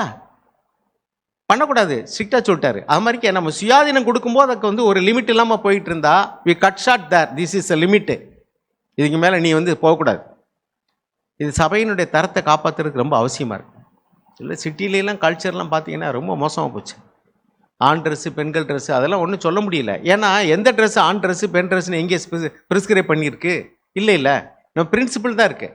அப்போ அந்தந்த ஏரியான்னு போகும்போது காஸ்மோபாலிட்டன் சிட்டியில் எல்லா கல்ச்சர் இருக்குது, என்ன பண்ண முடியும்? நம்ம ஊரில் சொல்லிடலாம், நம்ம ஊரில் வந்து இந்த மாதிரி ட்ரெஸ் பண்ணால் இது தேவபக்தி உள்ளவர்களுக்கு லட்சணம் இல்லைன்ட்டு. சிட்டியில் சொல்ல முடியல, அங்கெல்லாம் தவிக்கிறாங்க. ஏன்னா இங்கே பல கல்ச்சர் உள்ளவங்களும் இருக்கிறாங்க. நம்ம ஊரில் அந்த பிரச்சனையே கிடையாது. அதனால தான் நான் சுயாதீனமாக பேசுகிறேன். பி காட்லி, தேவ பக்தி உள்ளவங்கள காப்பி அடிங்க. உங்களுக்கு யாரை மாதிரி அனுப்பணும்னா தேவ பக்தியுள்ள சகோதரிகள், தேவ பக்தியுள்ள சகோதரர்கள். அதே மாதிரி நம்முடைய பிள்ளைகளுக்கு சின்ன வயசுல இருந்தே இந்த கொலுசு போடுறது, இந்த கன்னத்தில் இப்படி புள்ளி வைக்கிறது, அப்புறம் வந்து அரங்கான்குடி, இதெல்லாம் உலகத்தில் செய்கிறாங்க. அவங்க வாங்கி கொடுத்துட்டாங்க பிரதர், வாங்கி வந்தால் கூப்பிட்டு உள்ளே வைங்க, அடுத்த நகை கடையில் போடும்போது விற்றுட்டு போங்க. இதில் போடுறதுல என்ன பிரதர் வந்துருச்சு? இப்படி தான் எல்லாம் கெட்டு போச்சு. இப்போ இப்படி விட்டு தான் இப்போ வேறு லெவலுக்கு போயிடுச்சு. இப்போ அள்ளி போட்டுக்கிட்டு வந்து எங்களுக்கு நாங்கள் என்ன மட்டம். அப்புறம் அடுத்தவங்க என்ன செய்கிறாங்கன்னாக்கா, இல்லாதவங்களாம் இருந்தாலும் பரவாயில்ல, கவரிங் நகையை வாங்கிட்டு போஸ்ட் கொடுக்கணும். இப்படியெல்லாம் நம்ம சபை நடத்த முடியாது. ஸோ நேர்மையாக சொல்கிறேன், இந்த முனைக்கும் போகாதீங்க, அந்த முனைக்கும் போகாதீங்க. We give freedom. நம்ம யாரையும் வந்து கட்டாயமாக நீங்கள் வந்து ரகப்படாது, எப்படி செய்யாது அப்படி செய்யலாம் சொல்லலை. But don't take undue advantage in our concession. உங்களுக்கு கொடுக்கக்கூடிய அந்த லீனியன்சியை வந்து அதுதான் என்ன சொல்லியிருக்குனாக்க, சுயாதீனத்தை துர்க்குணத்திற்கு மூடலாக கொண்டிராமல் கர்த்தராகிய இயேசு கிறிஸ்துவை தரித்து கொள்ளுங்கள். இப்படி ஒரு பிரசங்கம் பண்ண வேண்டிய அவசியம் நம்ம சர்ச்சில் இருக்கோ இல்லையோ, இன்றைக்கி நிறைய சர்ச்சில் இருக்குது. அதனால் உள்புறத்தை சுத்தமாக்கு, வெளிப்புறம் சுத்தமாகும்படிக்கு இதையும் செய்யணும், அதையும் விட்டு விடக்கூடாது. அந்த பரிசேயர்கிட்ட பேசும்போது ஆண்டவர் சொன்னார், நீ தசமாவத்தையும் கொடுக்கணும்னு தான் சொல்கிறாரு. நமக்கு தசமாவம் கிடையாது. அவங்ககிட்ட பேசும்போது ரெண்டையும் செய்யணும்னு தான் சொல்கிறாரு. அதே மாதிரிக்கே நமக்கு பேசும்போது தசமமாக நமக்கு வேண்டியதில்லை, நமக்கு உள்ளான பகுதி தான் முக்கியம். உள்ளான பகுதி ஏன் முக்கியம்? அப்போ தான் வெளியரங்க சுத்தமாகும். God bless you. தேவன் என்னோடு கூட இடைவிட்டார். ஒரு சமநிலை அப்படி நான் இப்படி பார்க்குறேன் அப்படின்னு கேட்டால், சபைக்கு வரும்போது ஒரு பக்திமானை போல, ஆனால் வெளியில் போகும்போது ஒரு உலகத்தானை போல நடந்துக்கிறது. ஆண்டவரே என்னை ரிச்சி எங்களுடைய இருதயத்தினுடைய அலங்குலத்தை நீங்கள் பாருங்க ஆண்டவரே. நான் சபையில் இருந்த வண்ணமாகவே வெளியிலையும் இருக்கட்டும் அப்படின்னு ஆண்டவர்கிட்ட கேட்டேன். ஆண்டவரே எங்களுக்கு உதவிச்சு எங்களுடைய கோபம், முறுமுறுப்பு, குறை சொல்லுதல், சகோதரர் சொன்னது மாதிரி இச்சையோடு பார்க்கக்கூடிய காரியங்கள், ஆமாம் நம்மளுடைய சிந்தனை வாழ்க்கையிலே ஒரு பரிசுத்தமான வாழ்க்கை. சகோதரர் கூட ஞாயிற்றுக்கிழமையிலே சென்னையில் பேசின செய்தியை கேட்டிருப்பீர்கள். அங்கே இங்கே நகை குறித்தும் ட்ரெஸ்ஸை குறித்தும் வந்து பேசினார்கள். ஆமாம், இன்னைக்கு வந்து பொம்பளை பிள்ளைய கூட அப்படியே அரைக்கால் டவுசர் மாதிரி போட்டு வராங்க. அவர் பொம்பளை பிள்ளையா ஆம்பளை பிள்ளையா நமக்கு தெரியல. அவ்வளவு மோசமான நிலைமையில் போய்விட்டது. நம்ம சபையில் வந்து ஒரு மூத்த சகோதரெல்லாம் ஒரு திருமணத்தை நடத்திட்டு வந்துட்டார்கள். வந்த பிறகுட்டு அவங்களுக்கு வேண்டியதையெல்லாம் என்ன செஞ்சிட்டாங்க, இருக்குதுன்னு சொல்லிட்டு அள்ளி போட்டு அவங்க போட்டா கொடுத்து அங்கே நிறையா நடத்துகிறார்கள். அது ரொம்ப துக்ககரமான விஷயந்தான். இருந்த மேனிக்கு இருக்கலாமே, ஏன் இப்படி 2 வேஷம் நாம் தரிக்க வேண்டும் என்று சொல்லி. ஒரு இடத்துல ஒரு பொண்ணுக்கு வந்து, அந்த பொண்ணு ரட்சிக்கப்படாத பொண்ணு, அந்த பெற்றோர்கள் வந்து ரட்சிக்கப்பட்டவர்கள். ஆனால் நிச்சயத்துக்கு வந்து அவங்க வந்து போட்டா எடுத்தது வந்து ரொம்ப அப்படி தோளில் கையை போட்டு கட்டி பிடிச்சி நிறையா நிச்சயத்துக்கு அந்த போட்டா எடுத்துட்டாங்க. எடுத்த பிறகுட்டு அவர்கள் வந்து அவங்க மோதிரம்லாம் அணிவிச்சாங்க, நிறையா அப்படிலாம் அவங்க கொடுத்த உடனே அவர் திருப்பி சிங்கப்பூருக்கு போய் அங்கே ஒரே கல்யாணம் பண்ணிக்கிட்டார். கல்யாணம் பண்ண உடனே இவங்களுக்கு ரொம்ப வருத்தமாகிவிட்டது. அவங்க நகையை கேட்டு வந்தார்கள். நகையை கேட்டு வரும்போது, நீங்கள் எடுத்த போட்டாக்கு பூரா எங்கள்கிட்ட கொடுத்துருங்க. எவ்வளவு காரியம், நிச்சயதார்த்தம் கூட அவ்வளவு அழகு, எல்லா போட்டாவும் நீங்கள் கொடுத்துருங்க, தயவுசெய்து உங்களுடைய நகையை நீங்கள் வாங்கிட்டு போங்கன்னு சொல்லி ரொம்ப கஷ்டப்பட்டு அந்த போட்டாக்களெல்லாம் வாங்கி அவங்க கிழிச்சு போட்டார்கள். ஆமாம், நம்மளுடைய வாழ்க்கையிலும் வெளியரங்கமான ஒரு வாழ்க்கை வெளியரங்கமாகவும் இருக்க வேண்டும். சகோதரர் சொன்னது மாதிரி நான் நினச்சேன் வந்து வெளியரங்கமாக இருந்தால் என்ன, நம்ம எப்படி இருந்தாலும் என்ன, நம்மளுடைய உள்ளத்தில் தான் ஒரு பரிசுத்தம், ஒரு நீதி, ஒரு நொறுங்குதல், ஒரு பணிந்த ஆவி உள்ளவர்களாக இருக்க வேண்டும். இல்லை, வெளியரங்கமாகவும் நம்ம இருக்க வேண்டும். அது பிறருக்கு இடரலை உண்டாக்கக்கூடாது. நான் பேசுவது, நான் வாங்குவது, நான் கொடுப்பது, எதை செய்தாலும் பிறருக்கு நான் இடரலை உண்டாக்கக்கூடாது. அதனால தான் சொன்னார், பிறருக்கு உனக்கு ஒரு கை இடர் உண்டாக்கினால் அதை தரித்து எரித்து போடுன்னு சொல்லி. சகோதரர்கள் கடந்த நாட்களில் சகோதரர்களே பிரதர்லாம் பகிர்ந்து கொண்டார்கள், ராஜா பிரதர்லாம். அந்த கையை தரித்து போடுன்னா ஒரு தெய்வ மனிதன் இப்படி எழுதுகிறார், என்னுடைய கண்ணை பிடுங்கி போடுன்னு சொல்கிறதுக்கு நான் ஒரு லாட்ஜுக்கு நான் போய் தங்க போவேன். அப்பொழுது அங்கே டிவியெல்லாம் இருக்கும். அப்போது நான் சொல்லுவேன், அந்த டிவியினுடைய கனெக்ஷனை எடுத்து விடுங்களே என்று சொல்லி. ஆமாம், ஒரு டைம் வந்து அலங்கோலமான ஊர்வலம் வந்து கொண்டு இருந்ததாம். இவர் சன்னலிருந்து எட்டி பார்க்கக்கூடிய ஒரு சூழ்நிலை, அல்லது கதவை திறந்துக்கிட்டு நான் வெளியே வந்து பார்க்கணும் அப்படின்னு ஒரு ஆவல் அந்த தேவ மனிதனுக்கு. உடனே என்ன செஞ்சுட்டாராம், உள்ளே அந்த கதவை பூட்டி விட்டு சாவியை கீழே எடுத்து போட்டு விட்டாராம். அவர் சொல்லுவார், இதுதான் ஒரு கண்ணை பிடுங்கி எரிந்ததுக்கு சமம் என்று சொல்லி. நம்ம பாவம் செய்யும் பொழுதெல்லாம் நம்மளுடைய கண்ணை பிடுங்கி போட முடியுமா? எத்தனை கண்ணை பிடுங்கி போட முடியாது. ஆனால் என்னுடைய இடரல் உண்டாக்கும் போது என்னுடைய கண்ணை திருப்பிக் கொள்ளுவது, என்னுடைய வழியை மாற்றிக்கொள்ளுவது, ஆமாம் என்னுடைய வழியில் நான் இங்கே போய் கொண்டு இருக்கிறேன், ஒரு இடத்துல எனக்கு இடரல் உண்டாக்குகிறது, எனக்கு வந்து அங்கே ஒரு மோசமான நிலைமையை நடப்பிக்கிறது, என்னுடைய வழியை மாற்றி கொண்டு தான். நான் ஒரு வீட்டில், நான் வாடகை வீட்டில் இருக்கிறோம், அந்த இடத்துல வந்து எனக்கு இடரல் உண்டாக்குகிறது. உடனே நான் வீட்டை காலி செய்து போனேன். நான் 30 ரூபாய்க்கு கொடுத்தேன், அதுக்கடுத்து நான் 60 ரூபாய்க்கு நான் வந்து வீட்டு வாடகை கொடுத்து நான் போனேன். ஆமாம், என் வாலிப நாட்களில் அங்கே எனக்கு இடரலாக இருந்துச்சு. ஆண்டவரே உம்முடைய நாமம் மகிமைப்படட்டும் என்று சொன்னேன். நான் இந்த மாதிரி சகோதரர் சொன்ன மாதிரி கிப்பி முடிய வச்சிருந்தேன். மைக்கேல் பிரதர் சொன்னார்கள், இது எதுக்கு எப்படி முடிய என்று சொல்லி சொன்னார்கள். உடனே வெட்டுறதுக்கு மனசு இல்லை. அது அப்படியே என்னுடைய சின்ன வயசுலேருந்து அப்படியே வளர்ந்தது. உடனே நான் போய் வெட்டிக்கிட்டு வந்து திரும்பி போய் கண்ணாடியில் பார்த்தேன். என் மண்டை ரொம்ப சின்னதாக தான் இருந்துச்சு. அப்போ கொஞ்ச நாள் சென்று இப்போ வளர்க்கணும்னு நினச்சா எனக்கு வளர்க்க அது இஷ்டமே இல்லை. ஏன்னு கேட்டால் நம்மளுடைய கலாச்சாரம் அப்படி இருக்கிறது. ஒரு சகோதரர் வந்து ஆமாம் சமநிலை இருக்கணும். ஒரு சகோதரருக்கு வந்து அவர் கிப்பி முடி வளர்த்திருந்தார். நம்ம பரிசுத்தம் பிரதர், ஏன் பிரதர் நீங்கள் இவ்வளவு வந்து முடி வளர்த்திருக்கிறேன் என்று சொல்லி, அது ஒரு காரணம் வருது பிரதர் அப்படின்னு சொல்லிட்டு முடியை கொடுத்து வர, அவர்கிட்ட காது சின்ன காது, ரொம்ப அசிங்கமாக இருந்தது. அதனால் அவர் என்ன செஞ்சார், இதுவரையில் அவர் வளர்த்து கொண்டு இருந்தார். அது ஒன்றும் நமக்கு பாவம் இல்லை. ஆமாம், வெற்றிருப்பது சொல்லுவார், சபையில் உள்ளவர்கள்லாம் எப்படி இருக்கிறோம், 2 வேஷமாக நடக்கிறோம். இங்கேருந்து பொட்டு நகையெல்லாம் எடுத்து ஒரு பைக்கில் அல்லது சேலையில் முடிஞ்சுக்கிட்டு போய் திருமண காரியத்தில் நடப்பித்துட்டு அங்கேருந்து திரும்பி வரும்பொழுது இடையிலே அதை கலட்டி வச்சு என்ன செஞ்சிருது, முடிஞ்சுக்கிட்டு வீட்டுக்கு வந்துடுறது. எப்படி நம்ம இருந்தோம்னால், அதனால தான் சகோதரர் அருமையாக பேசினார்கள், சமநிலை தேவனுக்கும். ஆமாம், தேவனுக்கிட்ட வந்து ஒரு சமநிலை பிரமாணம். ஆண்டவரே, என் இறுதியம் அலங்கோலமாக இருக்கிறது, நான் கோவப்படுகிறேன். நகை மட்டும் இல்லாமல் வந்தவர்களே, கோவப்படுவது, எரிச்சல் அடையது, முறுமுறுக்கிறது எல்லாமே ஒரு பாவம்தான். ஆண்டவரே, என்னை ரிச்சியும் என்னை உள்ளான மனிதன் சுத்தமாக்க உதவிச்சிங்க ஆண்டவரே. வெளியரங்கமாகவும் இருக்க வேண்டும், ஆனால் உள்ளான நிலைமை என்னுடைய இருதயத்திலே, என்னுடைய இருதய சிந்தைகளே நான் உண்மையில்லவனாக இருக்க வேண்டும் என்று சொல்லி தேவன் என்னோடு பேசினார். தேவனுக்கு நான் நன்றி செலுத்துகிறேன்.